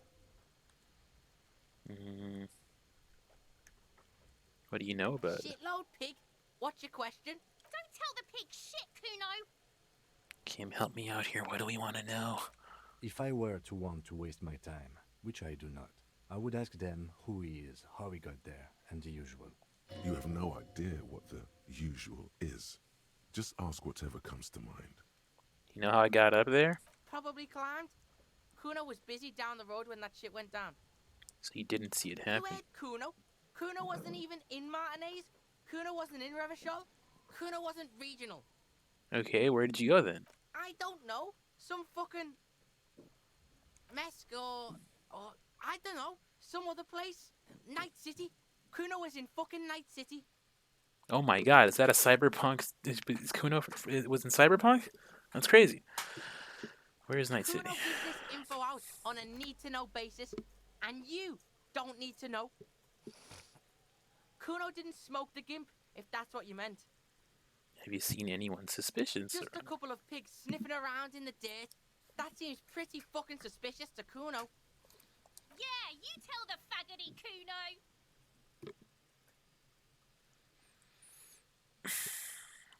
I hate these children so much. Do you know who he Kuno's was? fuck gimp. Kuno uses the fuck gimp for target practice. End of conversation.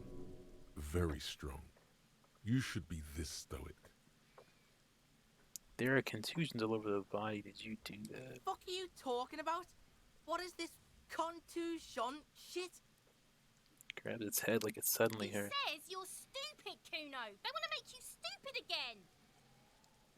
Talking about the marks your stones left on the corpse. Oh, did Kuno make your shit sniffing harder? Obstruction of shit sniffing. This is Kuno's kingdom. Kuno fucking rules here. You hear the lieutenant hum. Alright, more on this You're later. testing Kuno's patience here. Get lost.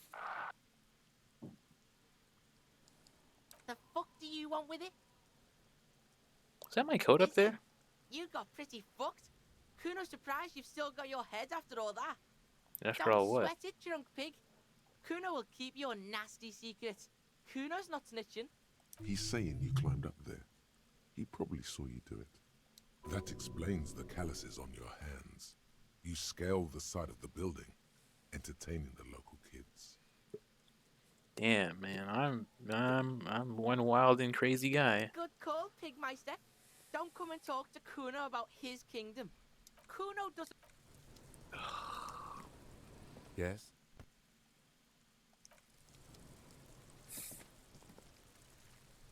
I feel like I lost progress talking to that kid. That was worth What a do you shot, see? though. Ugh, we've been through all of it. Nothing to gain from the body.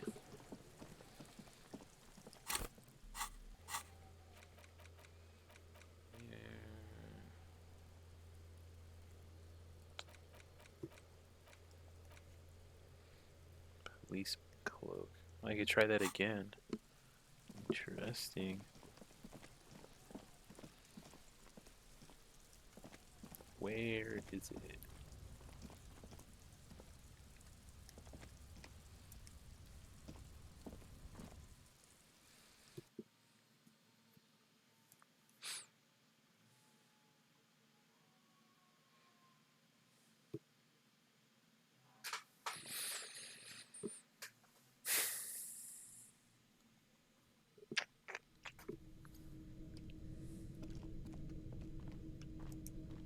Alright. Oh, wait. Well, okay. Up and over.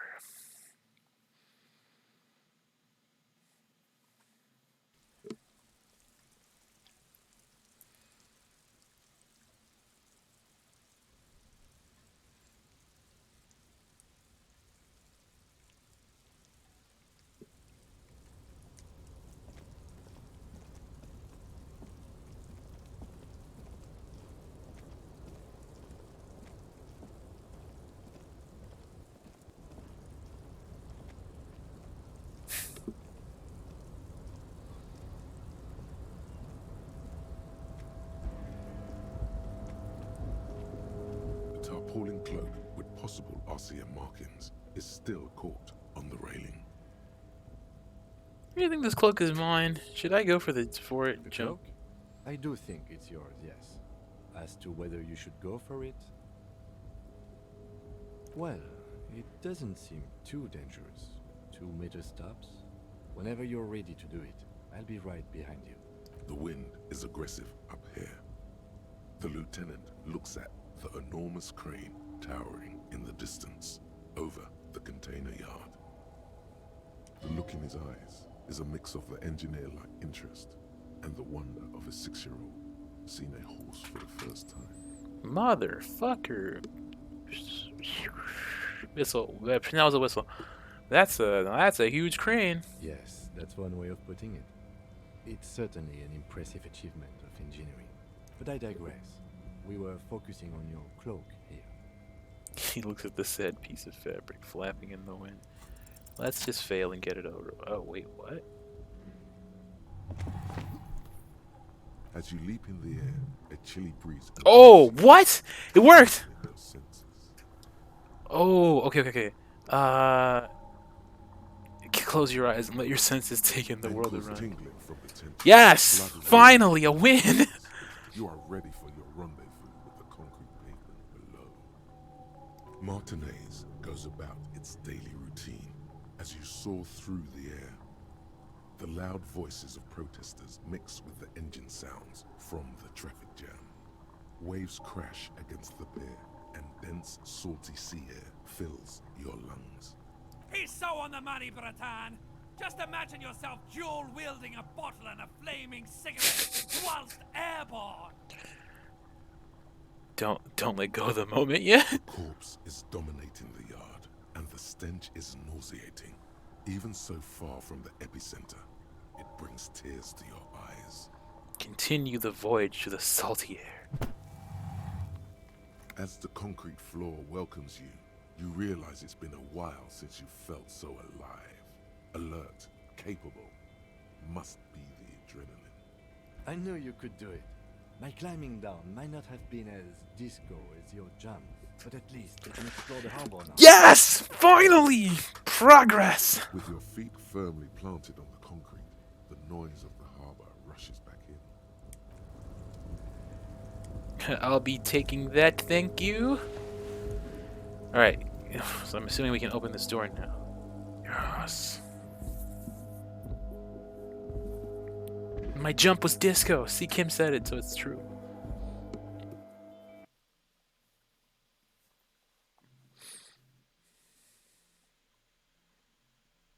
Oh, what the hell is this? It is emitting a strange buzzing sound. Oh, we're on the other side of the door. Oh, cool. Okay, let's see. Dewey typewriter, the model names on the back. Every worker equals member of the board is written on top of flyers. Someone left the coffee machine on. Dark liquid in the pot looks sentient. Book, Le Fume. An imposing combination of a punch clock and a payphone is looking down at you from the wall. A note on the side says, "Tokens unavailable due to strike. Use change." The machine swallows your coin and seems to be waiting for your next move. Let's see. Your fingers run over the dial. 005. That's the dialing code for Revachol. 4952. And a moment of hesitation before entering the final numbers. 993. So that's funny. So all the high checks, I'm failing, but the lower checks now I'm having better. Whatever. Okay, that's fine. That's just how that's. I guess that's how statistics work sometimes. Calling. Still calling. Then. Video Revachol, 24-hour video rental. We rent 8 and 10mm film for home use. This is Lummy. How may I help you? What is this place? Video Revachol is a 24-hour video rental. We rent 8 and 10mm film for home use. This is Lummy. Do you know me? No. I mean, what is this place to me? Sir, I don't know. It's a video rental. Maybe you rent videos here. Sir, this is a Wendy's. Why did I call Maybe you? You called to extend your rental period? Do you need to extend your rental period? My name is Raphael Ambrosius Cousteau. Do you have anything on my name? Raphael what? Listen, I can't help you over the phone. If you need further assistance, you can visit us on the corner of Voyager and Main. Are we done? He thinks you're pulling a prank on him. On the corner of Voyager and Main, a large neon sign hangs on the side of a building. Video Revachol, 24 hours. It's raining and there is almost no traffic on the street. A woman's footprints in the mud lead away from the front door. Tiny heels tiptoeing down the road. Beautiful steps, light-footed with a lifetime ahead of them. You look up and the air seems to grow darker. Suddenly you feel like you don't want to hear about video rentals anymore. You don't want to hear about any of it. It was all shit. What was all shit? It. Kim, I feel sad about Video Revachol 24 hours. That's enough for you today. Let's conclude this call. Alright, we're done. Some more insight into my mysterious past.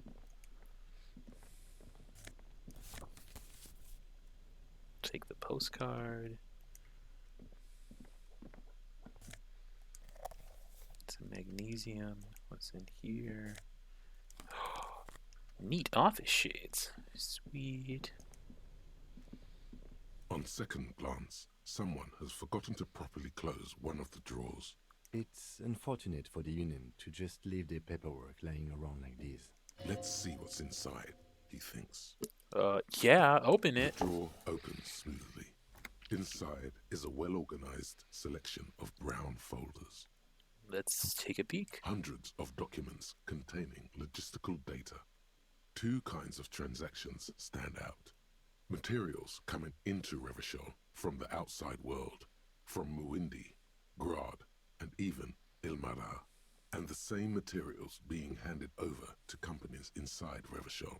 Kuron, Coal City, La Delta, and Jamrock are listed among the many districts where the imports are being sold. Anything interesting? It's hard to make sense of this thicket of company names, dates, quantities, and percentages. You try to focus, but the lines are getting blurry. Let's see. Look how blurry all the lines See? I keep feeling the high checks. Your willpower is to yourself. You're like an absurdist Samaran monk, focusing through not focusing. Can I actually focus through not focusing? You are a police officer, not a spiritual healer. You can focus the normal way by turning your attention to something and not letting go. If I let my eyes go completely, if I let my eyes go completely out of focus, all shapes start melting into each other. Is that what you're doing with those folders over there? Yes. Right. This is probably not relevant to our case. After all, we're not investigating an accounting mystery. Oh, let's try it again. Whatever's hidden yes. is hidden well. Concentration isn't enough. Only a trained accountant with a background in logistics would be able to really make sense of it. However, there is a little handwritten note stuck on the side of the drawer. Let's take a look. It appears to be a to-do list written in large, uneven capital letters. Remember, Leo, Everart's shoes, special whirling borscht, water Everart's plants, sweep office floor, more banners. All items on the list have been crossed out, and the note itself is crumpled. Look him, a to-do note with a list of errands for Everard. Everard Clare, probably, the head of the Debarders Union. One of his aides must have left it. Nothing incriminating here. What is so special about this borscht? Code for drugs? Booze? Blood? Take another look. Remember, Leo, Everart's shoes. All items on the list have been crossed out, and the note itself is crumpled. So why would they leave it? The drawer slides shut smoothly.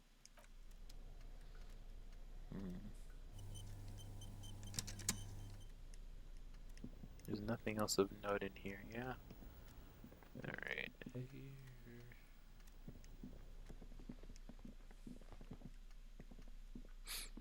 No, I feel like that there's...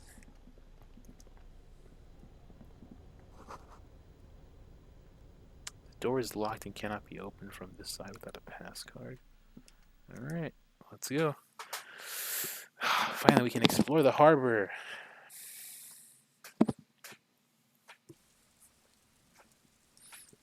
Ooh, I'm excited. Let's see what we got here.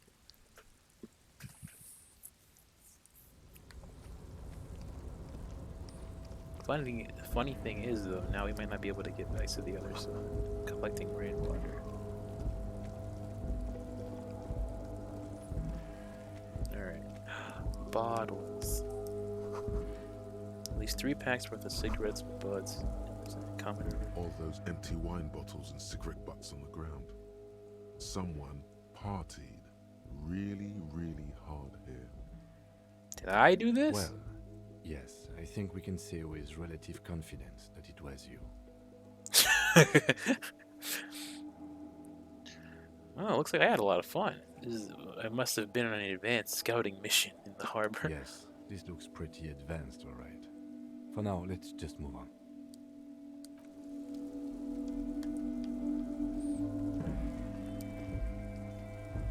This is the night watchman's booth. The name on the door reads René Arnaud. Alright, so this is where Renee works. I'm gonna look around. If you must. But please hurry. We are pretty easy to spot up here. Nothing incriminating catches your eye. The cabinets are clean and their sparse contents meticulously organized. There's a framed photograph on the table. It's a black and white photo of a young couple out in a street fair. The man, Rene, is dressed in a Royal Carabinier uniform. The girl is young and very pretty. She is smiling playfully at the camera. Rene looks like he's about to smile. This photo must be tied to some good memories. Why did you take that picture of René? I'm making an artistic photo collage, Cam. Of course you are. What murder investigation would be complete without an arbitrary photo collage?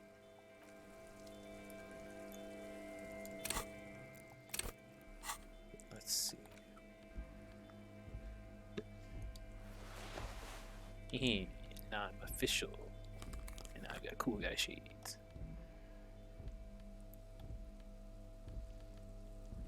A bit dry. Eyes of the Reckoner.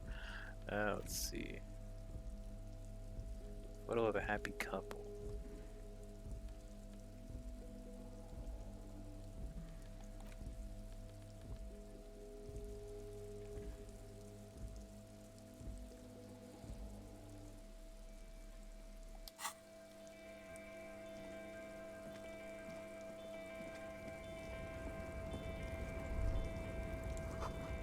All around you, great machines in quiescence.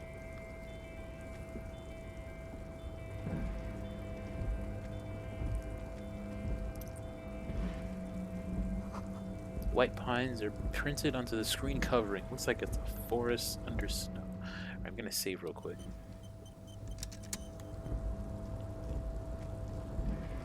Let's see.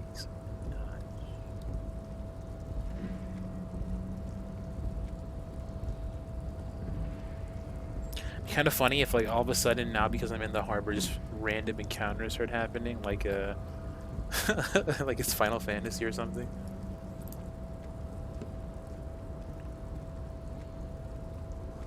You see faded industrial lettering on the platform, Cavalsa.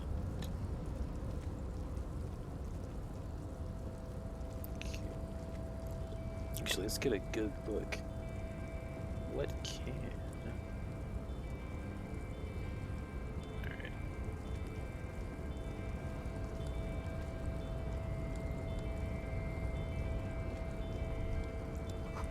The shipyard ahead is oddly quiet. The great machines are sleeping.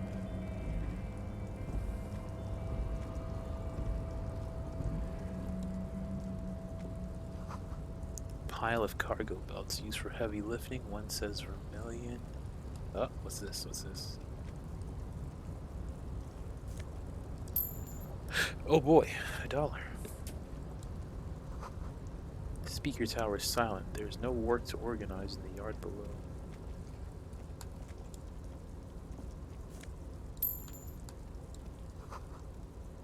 Industrial sized thermos. Smells like burnt coffee. Oh, hey, it's a guy. Hello, guy. Container, container, I'll turn you nice and red. Container, container, put the logos on. The accent is so thick, it's impossible not to notice he's Ubi, from the vanishing peninsula of Ubisunt on Muindi. Container, container, used to be Wild Pines. Container, container, now belongs to Everard. I'm not gonna. I'm enjoying the song. Let's see what's in here. Ooh.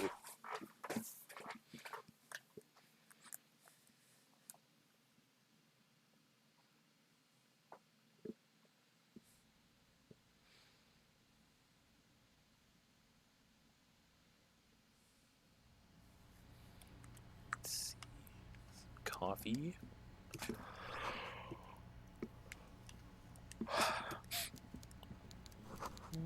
Stir made of pallets. Oh, someone's in here. It sounds like someone's in here. What the hell is happening? Okay, okay. Oh, I'm guessing this is the big boss. Let's look at this. Let's look at this thing. Taxidermy fish that tells time. Hello. Before you is a walrus Oof, of a man bruh. seated behind a large desk. He looks up from his work, not the least bit surprised to see you. With great effort, he straightens himself up in his chair, yet says nothing. He simply stares at you. You in charge of the dock workers? Welcome, Mr. Dubois, Mr. Kitsuragi. It's good of you two to stop by. Please, have a seat. He gestures to a tiny chair opposite to his giant desk. I'm Everard Clare, head of the Debarders Union here in Martinez. The man relaxes into his chair and continues. I'd offer you my hand, but unfortunately my health prevents me from getting up. You understand? Bro, it looks like that chair is eating you. He looks extremely comfortable. The tiny folding chair, on the other hand, looks like a torture device.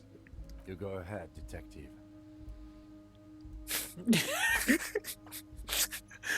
The lieutenant nods at you, then the Whatever he has in store for you, it can't be good, he thinks. I'll do my best.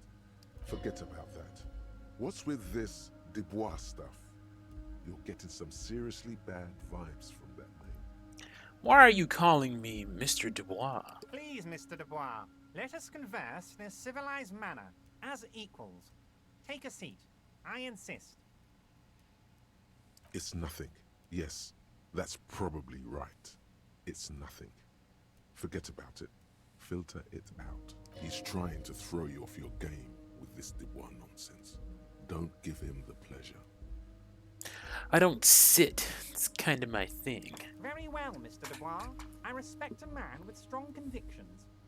As he nods, his multiple chins move like ocean waves. I, too, have convictions. One of which is that I will not engage with any man who won't face me at eye level. Should you find yourself more amenable in the future, I'd gladly resume our conversation.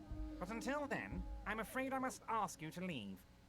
You're no Titan of Felician, buddy. He's got you in a fork. Sit down or leave. Fine. Excellent, Mr. Dubois. I can see that you're a reasonable man, and reasonable men can be of great use to one another. He gives you a sly wink.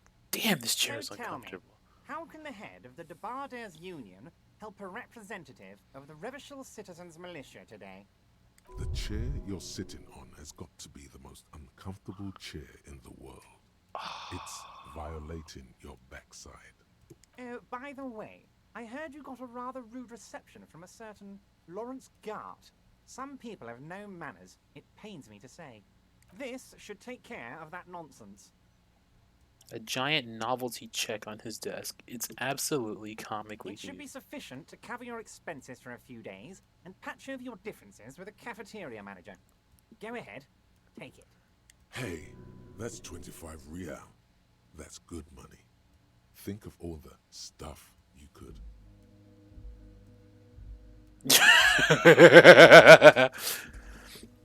Okay, wait. Before we get to that, you know Guard? Yes, I know Lawrence. He's a real character.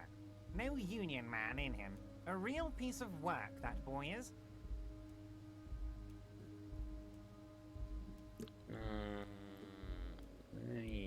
Wait a minute. But if I'm taking the money, that's a bribe, right? That would count as a bribe.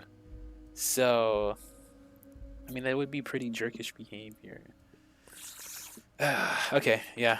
Thank you, Everard. I will take my comically large check. Don't mention it. But also, don't forget it. I'm just kidding, of course. Is he? Now, I'd like to set your mind at ease about one other matter. Your lost gun. Let me assure you, Union people are on it as we speak. I've got my best hounds looking for that lost gun. This guy has eyes everywhere. Holy shit. Okay. His slug-like lips move, but all you hear is an echo. Lost gun, lost gun, lost gun. The world is swallowed by a black hole of fear. Only two words escape its gravitational pull. Lost and gun. How do you know about my lost gun? I know everything, Harry. Right now, I know that you're worried. Don't be worried. Everything's going to be all right. It's not like you left it loaded. You didn't lose a loaded gun. Local children aren't out there playing with it right now, pointing it into their own mouths. It's in a safe place. I just know it. I have a feeling everything's going to be all right. Oh my god. Oh, I'm gonna get hit for something. All right. Let's get it over with. God, you're sweating. Your knee is jerking. You're about to cry, aren't you? You're about to cry because you lost your gun. Knees weak, arms are heavy.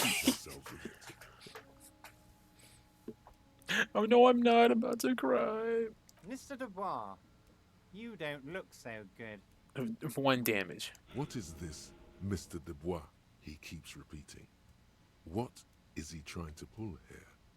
You need to cool the fuck down. Chill. Mr. Dubois! Mr. Dubois! Harry! There are no Harrys. Let your mind go to your safe place. While Everard is distracted by your odd behavior, the lieutenant's eyes are mapping everything around you. The folder, desk, papers on the wall. Mr. Dubois, are you okay? Can I get you a glass of water or something? Are you having some kind of medical emergency? Maybe you could use your hands somehow, in a kind of throw-in motion, like you're throwing that Mr. Dubois act right back at him. He's Mr. Dubois. Oh yeah, man, I'm fucking great. Yeah. Don't be dramatic. I can see your condition isn't terminal. What an odd demonstration of... you got me, Harry. I don't even know what. As entertaining as it was, I'm afraid we're wasting our time. And I'm an extremely busy man, as I'm sure you are too. Okay, enough. We are here to ask you some questions pertaining to a murder investigation. It is about time to stop embarrassing yourself. Questions will help you regain some of your lost dignity. I want to talk about the hanging. Oh, of course. That's your main thing here. That's why you're in Martinez. I know everything that goes on around here, and I would love to discuss it with you. I mean, it's no secret that the lynching is connected to the strike. So much to talk about. Honestly, it's been weighing on me so heavily. I understand you need to interview me. I sense there's a but. But there's a thing that's been keeping me up at night. I want to talk about the hanging. I mean, if we could just calmly talk, exchange information, we could blow this thing wide open. Yes, that sounds good. Let's do that. But I can't think straight with this thing weighing on me. You're police officers, aren't you? I have a crazy idea. You guys are basically door-opening machines. Incredibly talented at opening doors. Kim, is that true? Are we door-opening machines? I'm not sure I understand. If you're asking us to break down someone's door, it's not going to happen. Come now. I just need you to go open a little door for me and leave it unlocked. A simple thing. Absolutely nothing shady about it. That whole thing sounds shady, sir. I don't think you understand. Does this jiggling ooze think he's going to use you? He's got another thing coming. Play his game, son, with your eyes peeled. He's going to slip up, and when he does, you're going to come out on top. I bet you don't even know anything about the hanging. Harry, my dear friend, I am what people call a local bigwig. I know everything that goes on in Martinez. Why don't you just open it yourself then? Harry, I'm a very busy man, and more importantly, I don't have that extraordinary physique you do. You look like you could run around all day. You want to send someone a message that the police are working for you. I repeat, I'm a very, very busy man, Mr. Kitsuragi, and therefore I must occasionally enlist outside help. So what will it be, Harry? Whose door is it? Oh, no one's. It's just a weasel. A weasel lives there. Nothing for you to worry about. What do you mean by a weasel? A loud blabbering weasel. When weasels feel no one is watching, they start acting foolishly. Just go there, unlock the door, and leave it open. It's been such a burden on me, Harry. I just want this to be over so I can discuss business with you. Oh, sorry. I don't know.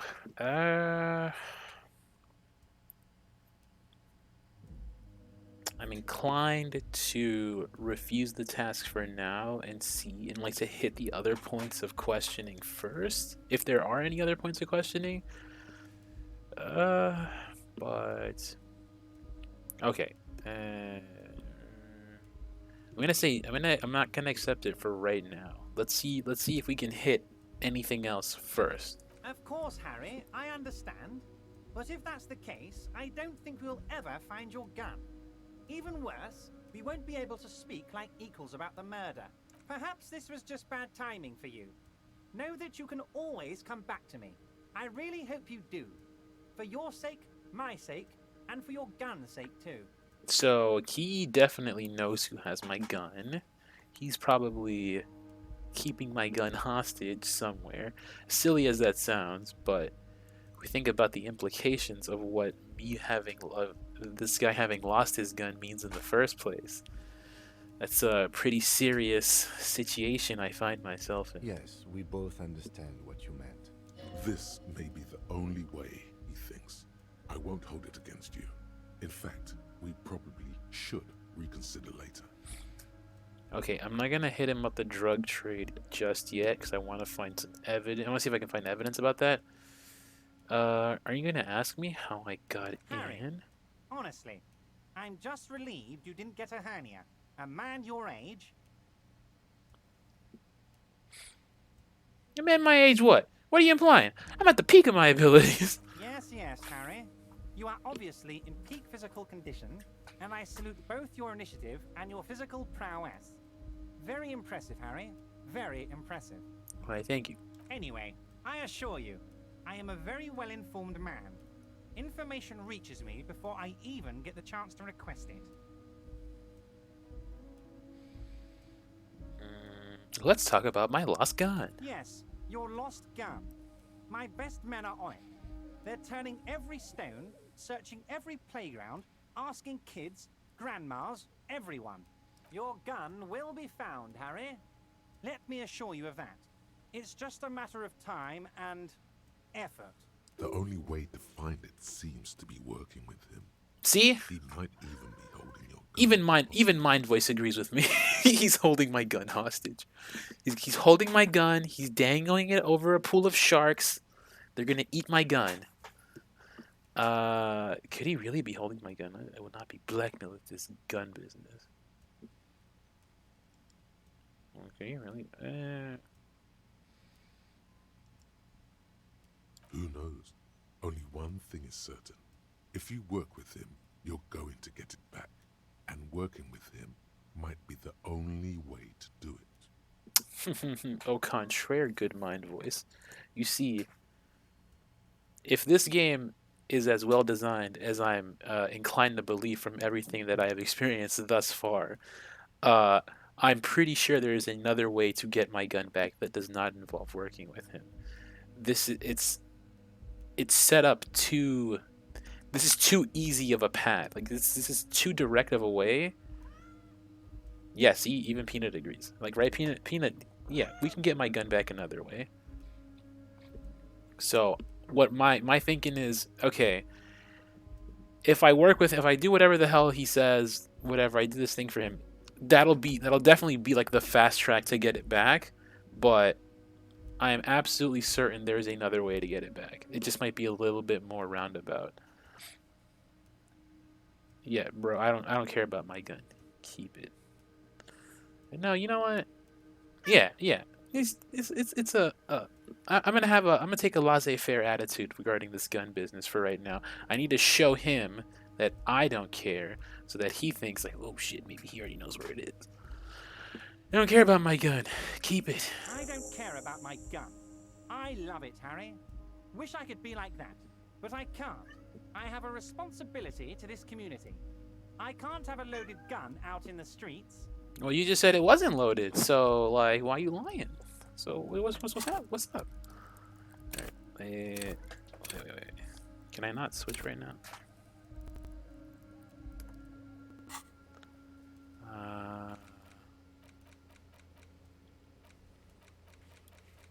Done.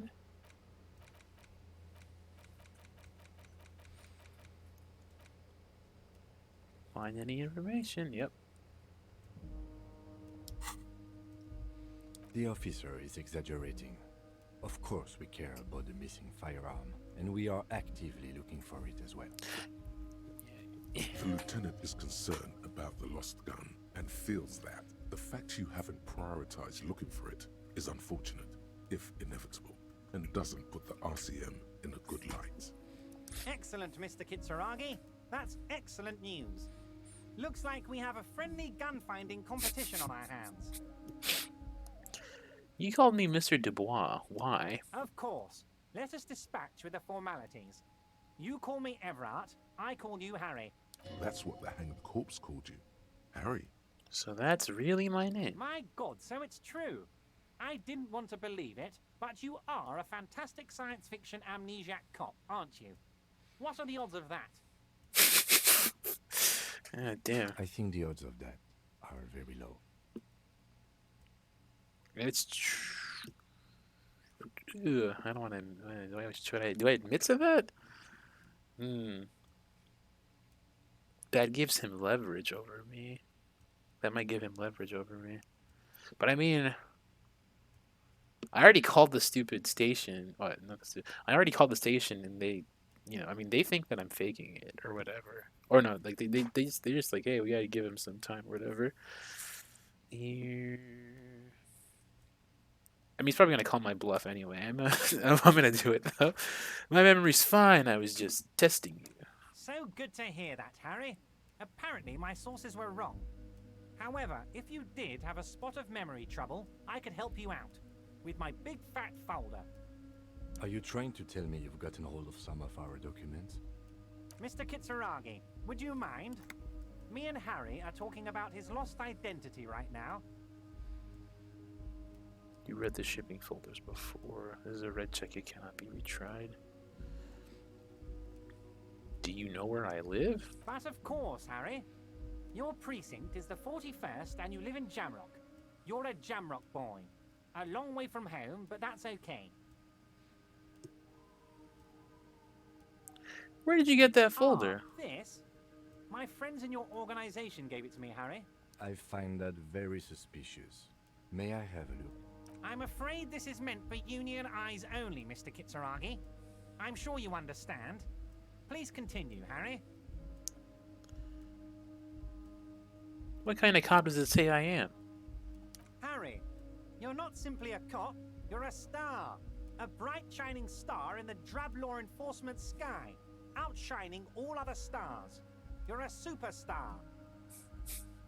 That's what I like about you, Everett. You get me. Of course I do, Harry. And I'm gonna help you shine. I'm gonna put you on all the big stages. Your name in giant neon letters. Harry Dubois.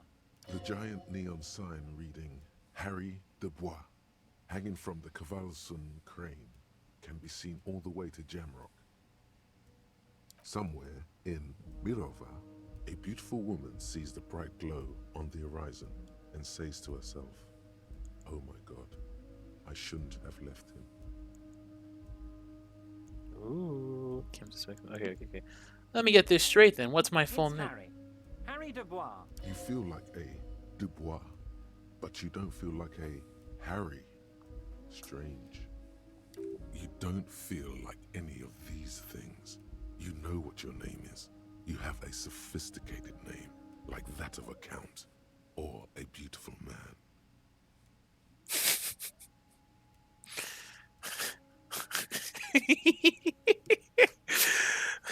It's like, yeah, I feel like a Dubois, but not quite like a Harry, Something longer, something more elegant, like a Gustavo. Yeah, that's not my name. My name is Raphael Gustavo. Okay. I feel like a Dubois, but not quite like a Harry. Something long. Sure, okay. You're Harold. Harmon. Haroldamus? But that's not what the record says. The record says Harry Dubois. A real man's name.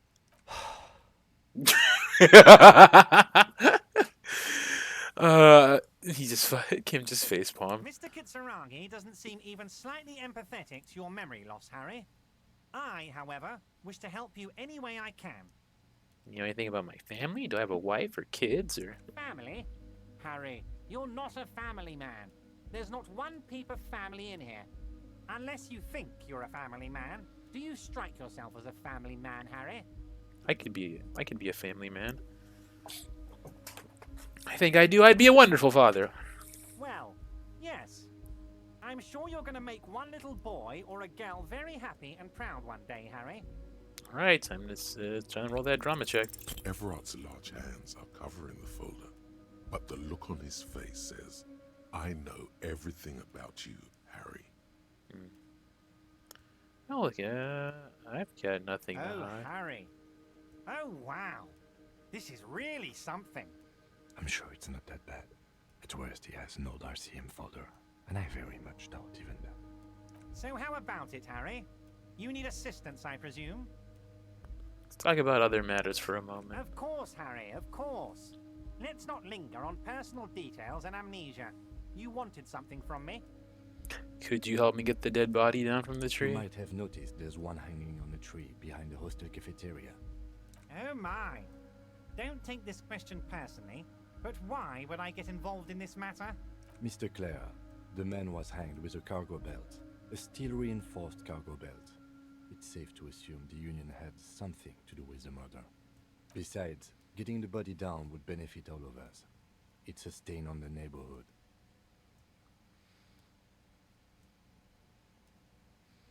You're a community leader. Help your community out.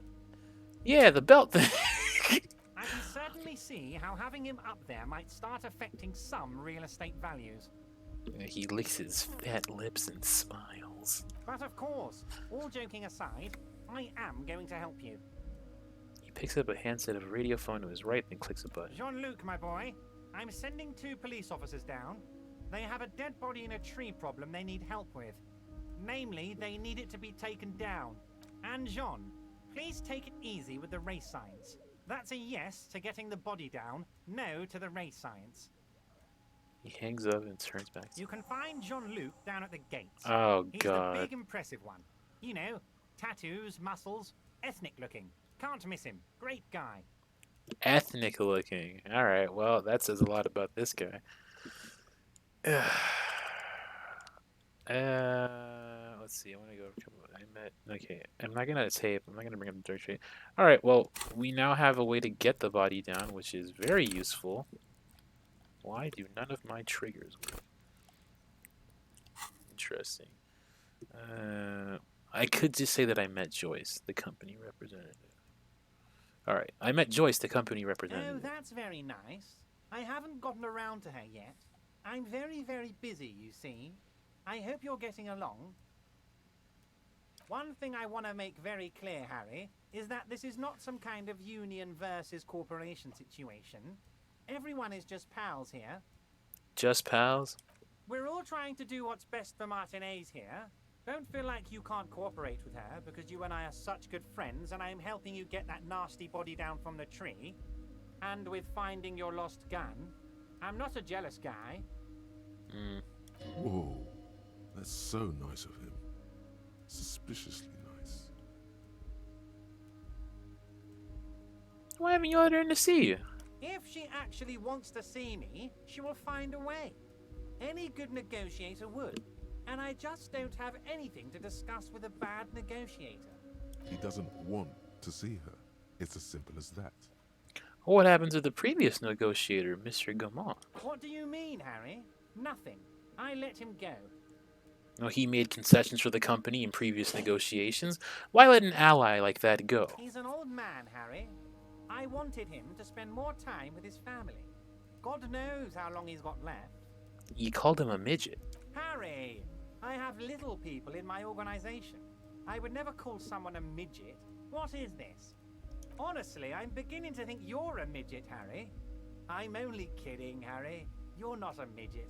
No one is. We're pals.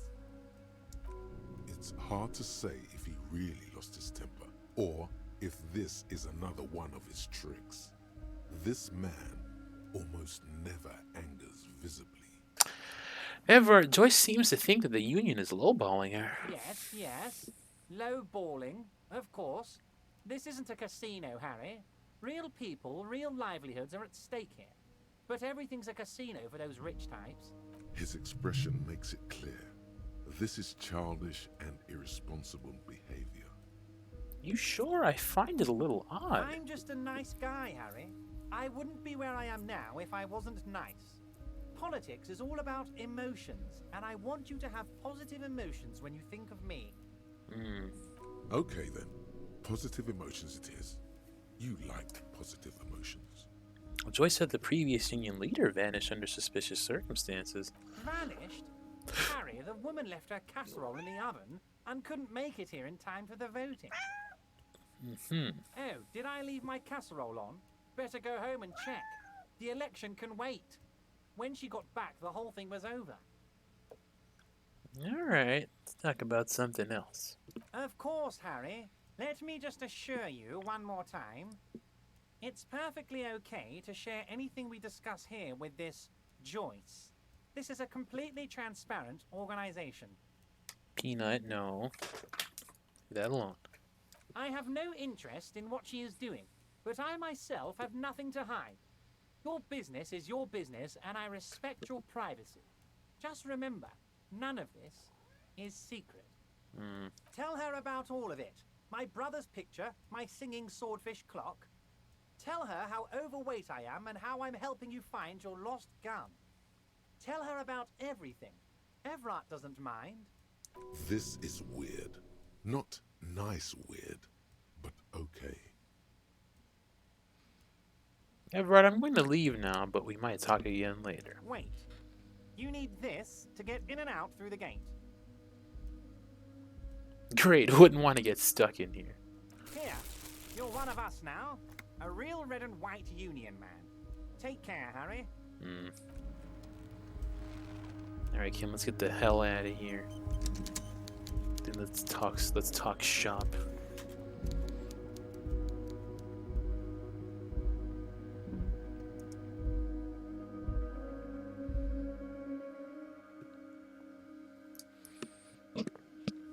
Let's see.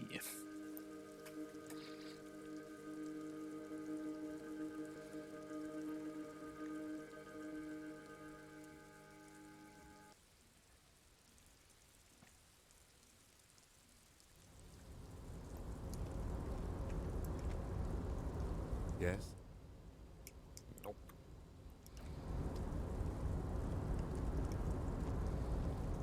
Container, container. The accent is so... Container, container. Hi. Everard, he looks after everyone. Huh? Well, hey there. How can I help you, mister?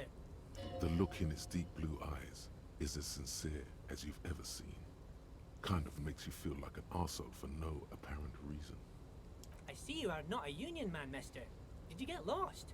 You're not one of them scabs, are you? What is it with you people and scams? I mean, I don't personally mind. Folks is just folks, you know, and folks gotta eat.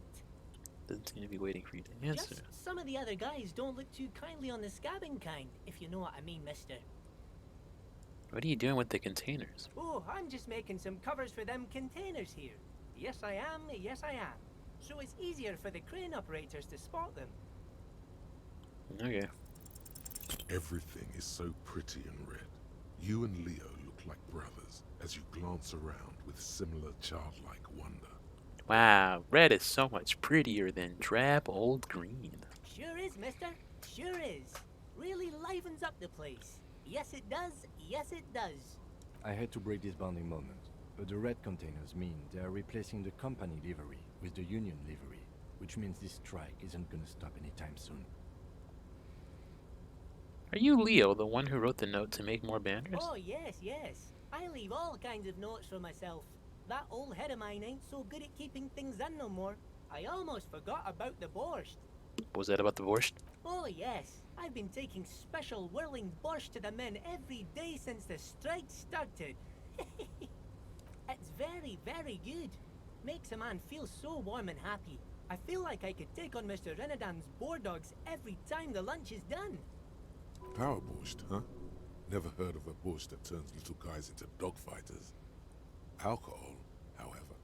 What do you mean by taking the soup to the men? Is it for striking? Yes, yes. I'm taking it to them. The borscht keeps them happy and in fighting spirits. Makes you all warm inside. They brew it in the whirling in rags. Well, hold up. Who makes it at the whirling? Oh, the whirling's cook. He makes it. Them is always talking with Mr. Manana in that weird language and laughing together. He doesn't speak what we speak. He's from Grad. Looks like the borscht is spiked. I'm gonna look into it. Oh, sure, mister. Sure. You do that. Yes, sir. Where is everyone? The Oh, harbor's most of empty. the guys are down at the gates, keeping the scabs from coming in. We're on a strike. The whole union is. You don't have to work when you're on strike. Ha! We haven't worked for 2 months now. So no one is working? Not everyone is down there, of course. Mr. Evrard is in his office, where he always is. And Jean-Luc is guarding the gate. But Titus and his boys got into some drunken trouble and Evrard sent them on a nice vacation. For a week or so.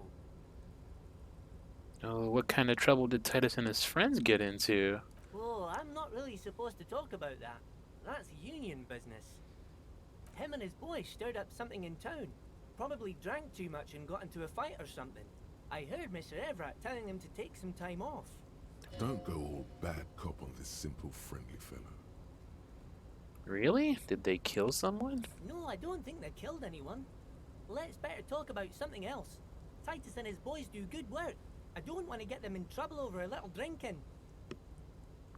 Do you work here? Yes, yes. Everybody needs a job, and this is mine. I'm Leonard, by the way. Leonard Bellick. But everyone calls me Leo. I'm like Mr. Everett's right-hand man when Mr. Edgar is out of town, and Mr. Edgar's right-hand man when Mr. Everett is away. Actually, Miss Beaufort is the right-hand man, but she's a lady. Who is this, Miss Beaufort? A real pretty lady with a skin like those Douai Sucre candy bars my missus likes so much. Them are real nice to suckle on once the dinner is done and me and the missus sit down beside the radio. But I can't listen to the radio all the time. There's so much to do around here and I'm always busy keeping things running here. Yes I am, yes I am. I think you're doing a pretty great job around here, Leo. Yes, this place really seems to run like clockwork. Keep it up, Leo. Well, thanks a lot. Coming from you, it means a lot, really.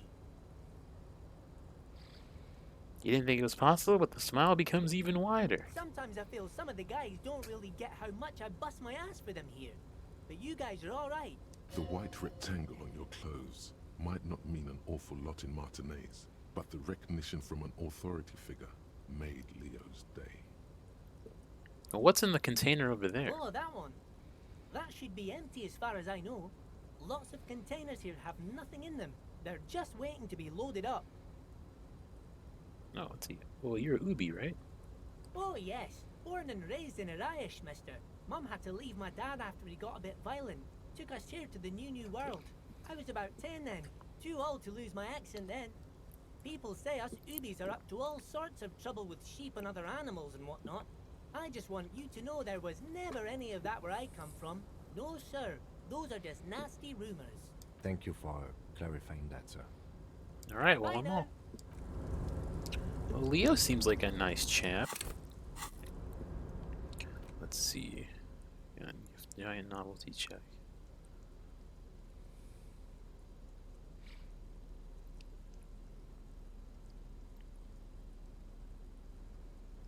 Worthless in pawn shop for 25 real at the local fruit store.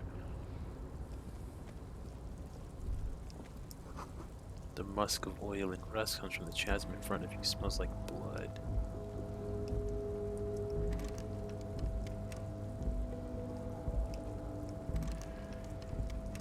Okay, I guess I can't get to that yet. Let's see.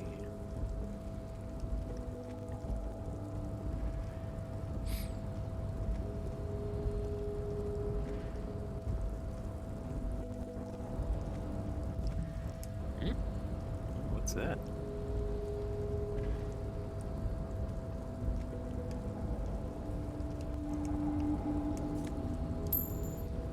Okay.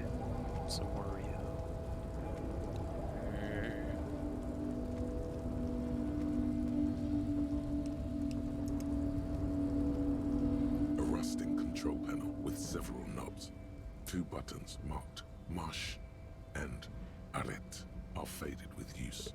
It seems to control the large crane above. A container is attached to its hook block. Marsh on. Arret off.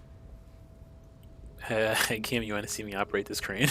With a loud grind, the crane shifts overhead, moving a massive metal container through the air.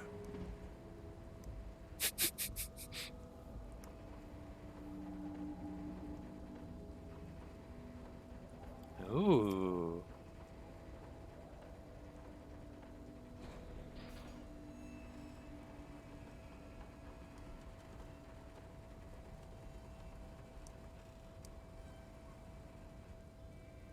And with a surprisingly quiet thunk, the crane places the container down. This crane was built with a purpose, which has now been fulfilled. To move this container. Well, what's Who can inside? say? All you know is, it's special. I can't see how that was worth the records, except for seeing the crane in action, which I admit was satisfying. Yeah. All right, let's go look at it.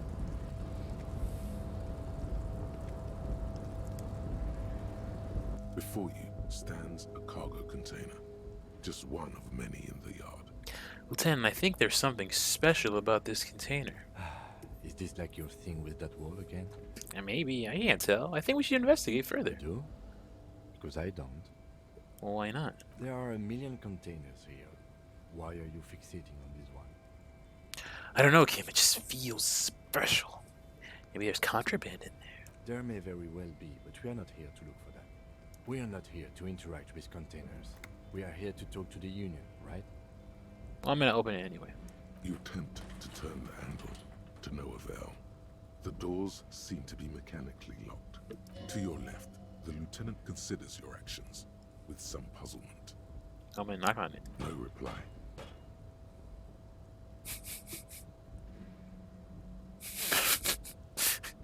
I'm gonna manifest the door opening. Yeah. Why are you even trying to open a door with rhetoric? Because getting physical wasn't an option. Because what wasn't an option? Using my body over my wits. Now is not the time to get philosophical, detective. You can do that after hours. Oh, nothing more to do for you.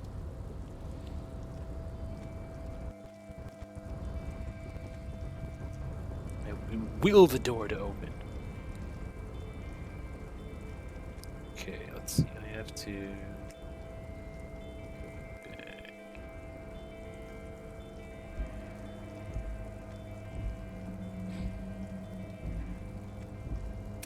No, whoops.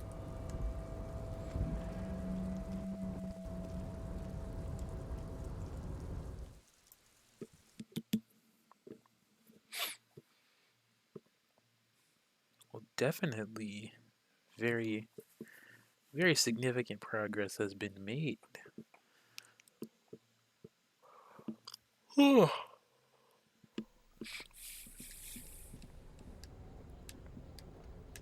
let me open the door. Okay, cool. All we needed was a leap of faith.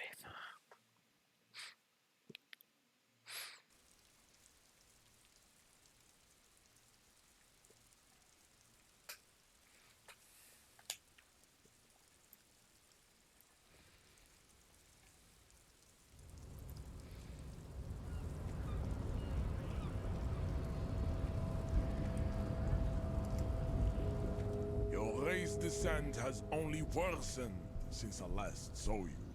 You have really let yourself go. Well, Everard told you to help us get the body down from the tree. So it was. You surmounted the harbor wall in a display of athletic prowess to reach my superior. Then had him give me an order. I salute your cunning, and I will remove the body from the tree with my bare hands. Yeah, neat. I don't care about your praise. You're so noble, Measurehead. But while I am gone, someone must stand guard on the bridge. That someone needs to be you. Both of you. That would mean you're openly showing the people that you're taking the Union's side.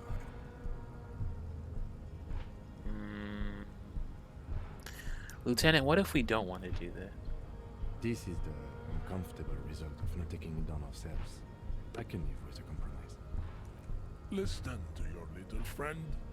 He is wise in his childlike way. His mysterious race may yet prove fierce competition to my heroic haplogroup. Oh my god. Okay, I don't care. I just don't want to hear him talk anymore. Alright, fine, go. Babe, see that they stay here the whole time.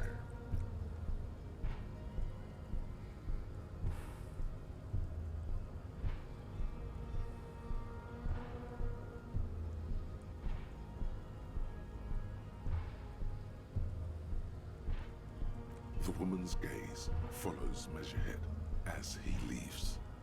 So, you guys are like cops or something?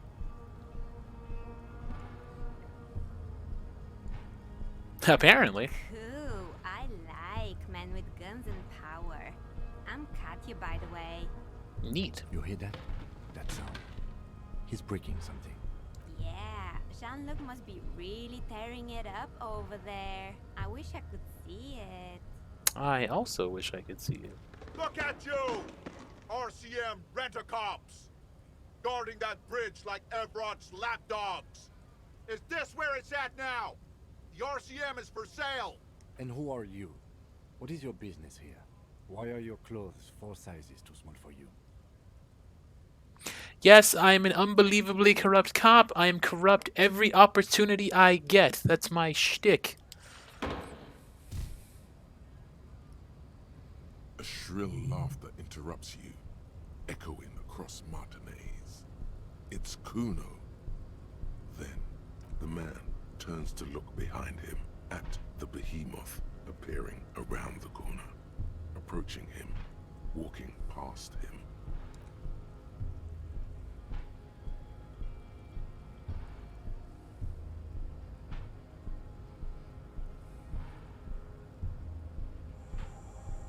Oh, we got the body down. The corpse has been removed from the tree. Stand down and congratulate yourself. You have sided with Ray's victory today. Oh my god, there has been no side choosing. We did what we had to do to keep order. What you had to do? Yeah. Whatever. Do not want to hear you talk anymore.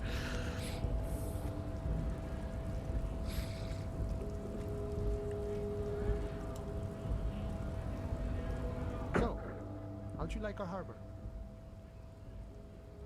Labor Utopia. It's but a rest area on the path leading across open plains. Right. You talk to the boss, eye to eye, like men of the plain. If you have any more questions, I'm set to talk. Any idea who killed the hangman? The mercenary, eh?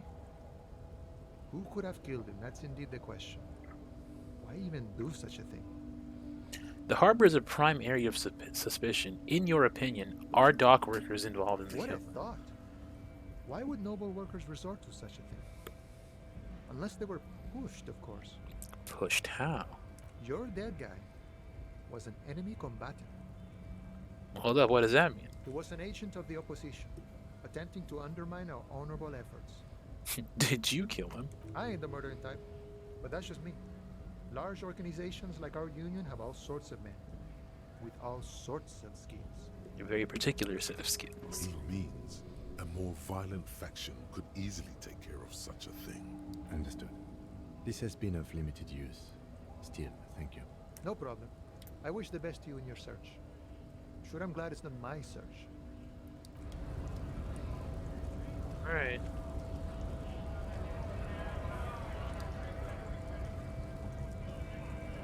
Right to work! Yeah, I'm gonna leave. Just want to see if he had any new dialogue.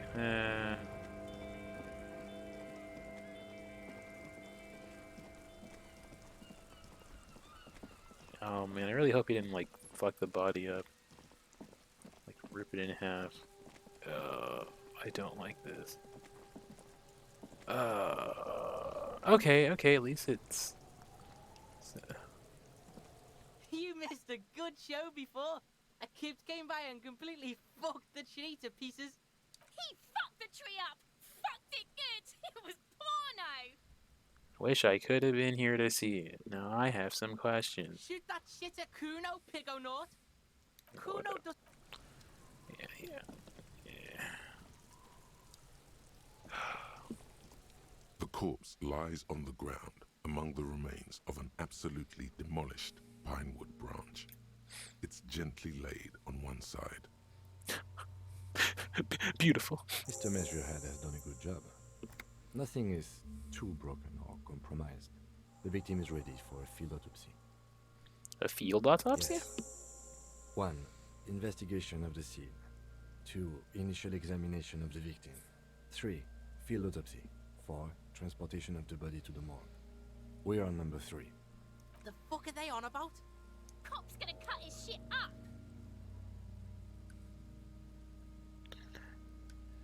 Don't we have someone for this? A doctor? No. You and I are detectives. The honorary rank of detective signifies our ability to handle the entire incident chain. From autopsy to cleanup to social work. Everything. Wait. Honorary rank of detective? An honor and a burden attached to your rank once you've proven yourself able. Usually after 5 to 8 years of field work. Mine is Lieutenant Detective.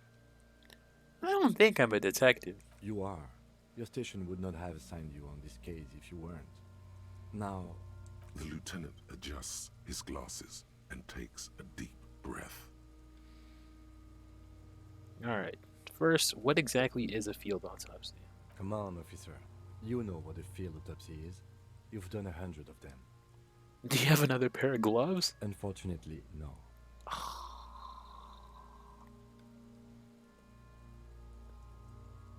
Wait, do I have gloves? I only have like the cool kind, right? You need a pair. Let's not go glove hunting, please. Let's use division of labor. I perform the anatomical side while you take notes. Okay, we'll just fill this in, right? Show him the red field autopsy form in my ledger. That's right. You knew it because you inspected your ledger. The lieutenant is relieved you know the protocol. Tell me something, dead man. Shoot, Looney Rooney. Alright, enough. Come back later, Corporal. Amuse yourself with my frank manners and my memento mori features. If possible, also, see me in your dreams. Alright, let's open my ledger in The dead man stares in silence as you crack open the ledger. The bright red paper is covered in boxes and lists, describing the condition of his skin and organs in 3 parts. Above those, an 11-field info form needs filling out first. It begins with... Number 1, assistant. That's you. Write the initials, HDP. The corpse is indifferent to your scribblings, just lies there. The next box says...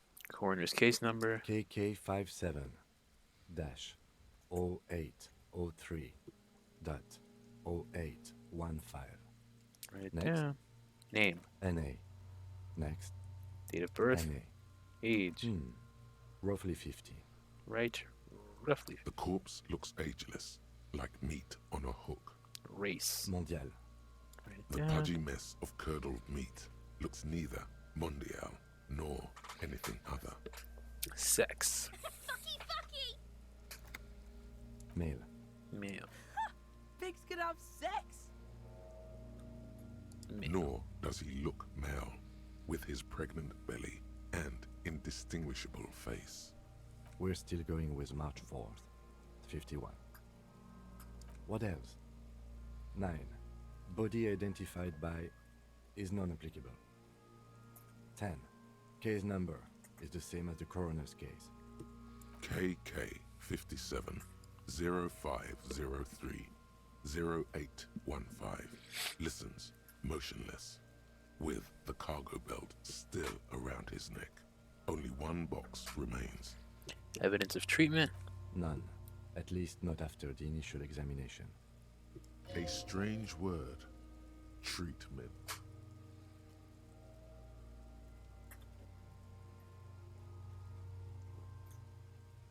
What exactly is treatment anyway? Interfering with the body's position or wounds post-mortem. How did you not know that? Aren't you a cop? You're leaving a weak impression here. Say something sure-handed. Oh, I'm not so sure. A silent nod. The lieutenant places his gloved hand on the corpse's chest, as if in preparation. Your central nervous system recognizes this gesture. It's the stations of the breath. Ecclesiastic, religious in nature, a holdout from pre-DeLorean burial rites. It takes him 2 seconds to perform. Then, somewhere in Jamrock North, a small wood shed behind Rosencrantz Road, Lieutenant Nick Feuerbach puts his hand to the chest of a small corpse, no larger than a monkey. It's raining outside, light drizzle. There is darkness in the shed. Elsewhere yet, an obese female sits in a wicker chair, her silhouette bull-like against the window. Outside, Grand Coudon. The day is turning dim for Sergeant Mac Dawson. Hand extended, he approaches, to make sure she is dead more than anything else. The building is tall, 7 stories wind-wrapped in solitude. Most of the apartments are unoccupied. This was a suicide. The other, an accident. The small one. And so, all across Jamrock, Coal City, GRIH, 42 deceased persons found today. 42 stations of breath. We should start the post-mortem. Turn the page. The corpse cannot feel Kim's hand on his chest. It no longer meaningfully interacts with its surroundings. A thicket of boxes and lists on red copier paper tries to answer why. External examination. Summary. Clothes. The deceased wears armored boots and white briefs. The make of the briefs is Babrodine, I think. Let's see. Turns the body onto its side to check the underwear label. See, it's happening. Babrodine, yes. Inexpensive. Size M. Color white. The disappointment is palpable. The red-haired thing was expecting something more lurid. Write it down. The boots are ceramic, vitreous enamel. They are fused to his skin from blood flowing downward post-mortem. Removal of the boots is left for processing. When am I gonna get them? Patience. After the autopsy, before the body is taken away, there will be a window of opportunity. After the lieutenant has gone to sleep. I hope this has helped you, my liege. Write it down. Tattoos. The upper torso is covered in a single, continuous tattoo resembling a microelectronical circuit board. It reaches from the right shoulder to the heart. The ink is blue and white. The assistant has a color photograph of the markings to be added to the case files as document A1. The photo is taken on the scene using a Trigat Mini. The deceased has a cargo lashing belt around his neck, tied with a hangman's knot. Color yellow. Length 3 meters. There is a buckle on the other end. Write it down. Well nourished, athletically built, measuring 1.8 meters. Generally consistent with age, about 50. Preservation is good. Ambient temperature below freezing. The spine is bent more than the lieutenant compensated for. This buster's actual height is about 1.85. And no, you could not take him straight on. I'm gonna write 1.85 meters, Lieutenant. Of course, I undercompensated. Write it down. Body hair is light brown. Distribution is consistent with age. The deceased had male pattern baldness. Hair is combed back, short. Write it down. Lividity is consistent with hanging. The head is congested. Contusions are present on the head, chest, and thighs. Consistent with stones thrown post-mortem. Low velocity. Fucking low velocity. You think Kuno doesn't know what you're talking about? Velocity was fucking max. Talking shit about Kuno's velocity. In addition, there are bite marks on the face, scalp, and chest. Consistent with predation. Okay, right there. You get your mark. Lieutenant reduces a small folding knife with the other hand, pulling on the belt. He starts cutting into the polyester. The stench is horrid. After a while, it's obvious the material cannot be. Steel wiring. There's too much of it. We need to remove the belt so we can get to the ligature mark. You got just the right tool for that. The chain cutters. Good thing we got these. Always good to think ahead. Now... He points to the rope squeezing the dead man's neck. We need to cut the belt to see the ligature mark below. Carefully, with as much precision as you can. See? My pig is gonna fuck his head off. No, he ain't. Your pig's a boring fuck. Look for a good spot. The belt is equally tight around the whole circumference of his neck, swelling over the edges like white bread rising from the east. Given how everything has proceeded thus far, I am not confident in this 83%. After some All right, time, never mind. you sink the cutters into the knot tying the belt together. You squeeze the rubber handles together, sweat forming on your brow. Press down. Snap. The knot is slashed. Another cut and the belt falls apart like a flower bouquet, revealing the dead man's neck and the dark red ligature mark around it. The rope rises to a point, leaving a gap in the ligature mark. The suspension point is in the back of the neck. His hand is kneeled closer, running his fingers along the dark red groove until there's a gap. As it ought to. This is where its grip on the curdled meat is gentlest, pulling up. Hemorrhaging is observed on the skin, above and below the ligature mark. The mark is well pronounced, consistent with a drop from 1 or 1.5 meters. Write it down. Chest is intact, normal contour. Abdomen is protuberant, pelvis intact, genitalia... No! It's gonna happen, see! I fucking knew it! This is clearly what they've been waiting for, ever since the autopsy began. The lieutenant is trying to make it as boring as possible. Genitalia is male and unremarkable. No evidence of injury. Inspect the genitals. The dead man's penis is average-sized, congested from the downward collection of blood. The testicles are uneven in length, hanging underneath. The genitalia is greenish.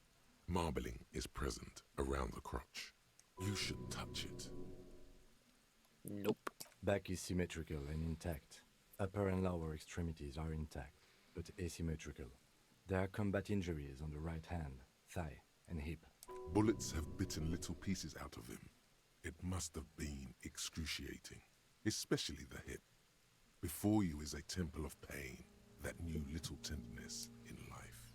In addition, I see smaller, residual scars, too numerous to count, covering about 30% of his skin. This is the body of a soldier, a mercenary. Mm-hmm. We have a real museum here. Of battles, wars. Last item, hands.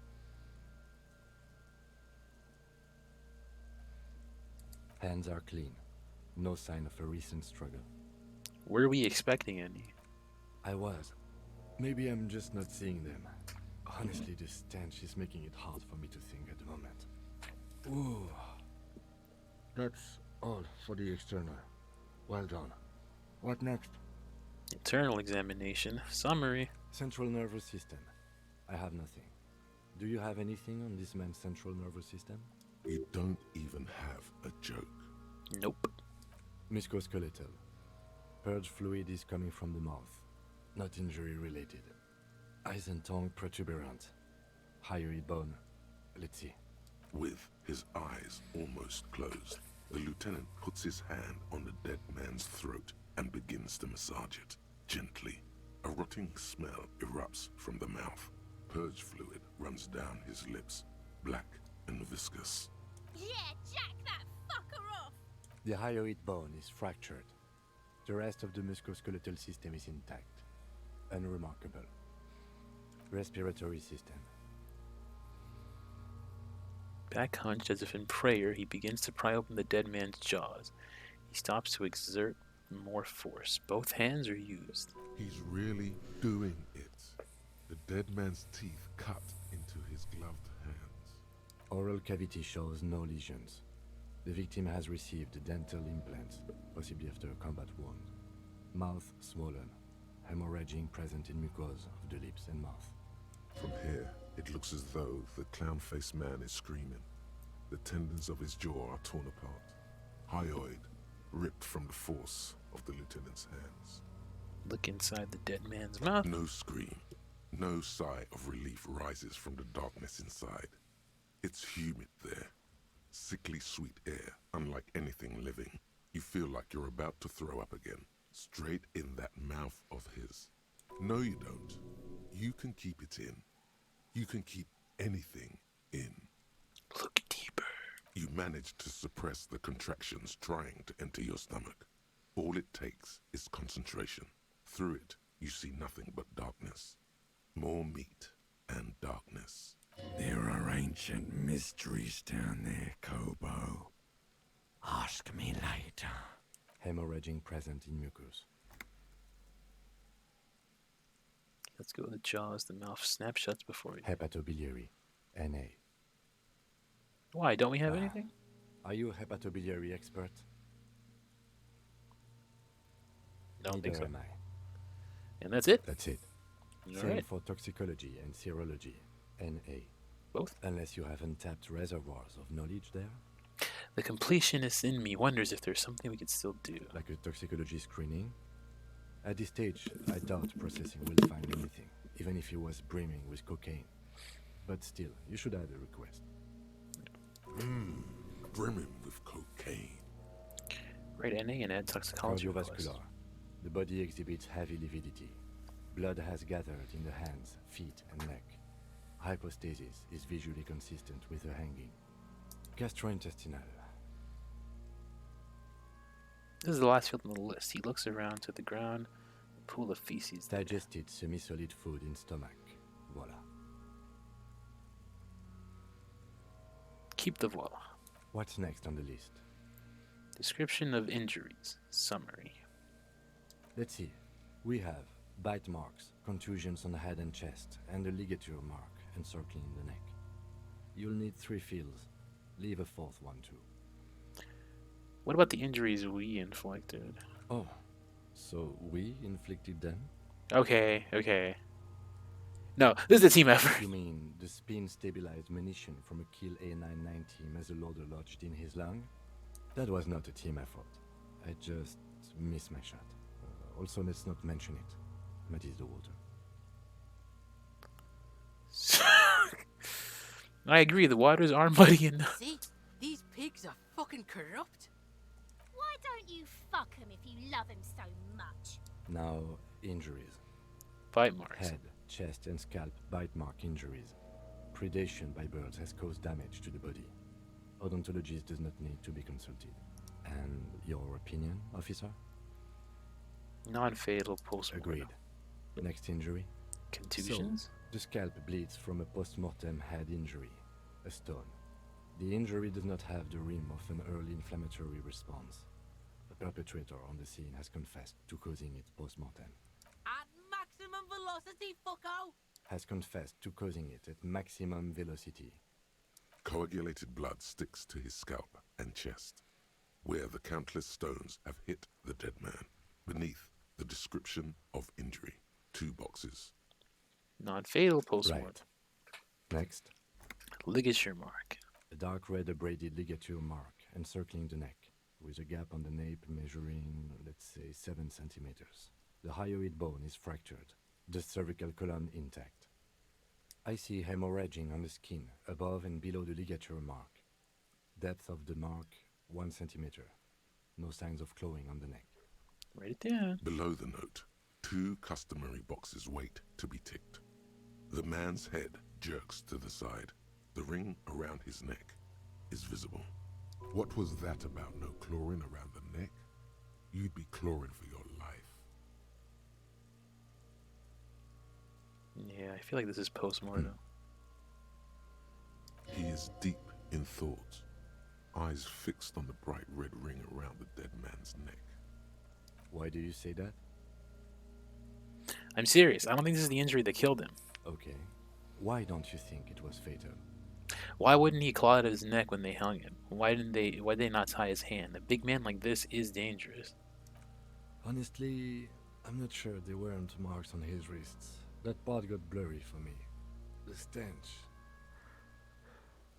But you are right. There should be signs of struggle. Let's leave the cause of death empty for the time being. Let's wrap this up. I pronounce this field autopsy over. Alright, first, how did it go? It was an irregular field autopsy. We did not establish cause of death, which is supposed to be the goal of an autopsy. But, personally, I do not see this as a parameter for success. We also requested a toxicological screening. That was thorough. The results should arrive in a couple of weeks, if we are lucky. I will not hold my breath. What else? We were thorough with the list of injuries, too. We described them all in detail. What is there to say? Given the circumstances, it was a professional field autopsy. Oh yeah, well done, Master Detective. Maybe a drink is in order? Perhaps a drink is in order? I mean, later. Now, you see, that worries me. You will die if you drink. You know that, don't you? You are proving a useful detective. The organization would miss you. Please get yourself together. The lieutenant from Precinct 57 thinks. Alright, what now? I need a copy of that autopsy form. Then I will drive him to Faubourg. Rip out a copy of the processing. Look at the dead man one more time, then slip of paper, then at the corpse. He's thinking, did I miss something? Didn't establish a probable cause.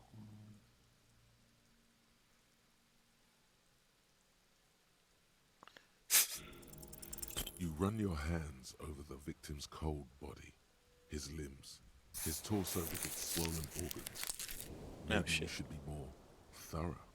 Look under his fingernails. His fingernails have turned dark. They're chipped and quite long. There is dirt under them. That's all.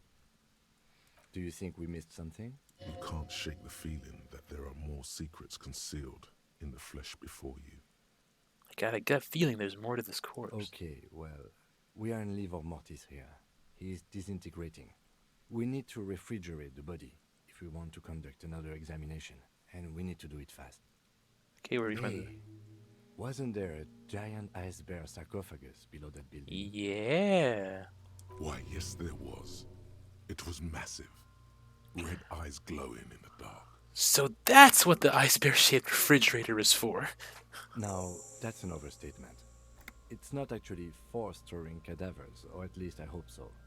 I think we should take a look at it first. Make sure it's big enough before we carry him over. Let's move.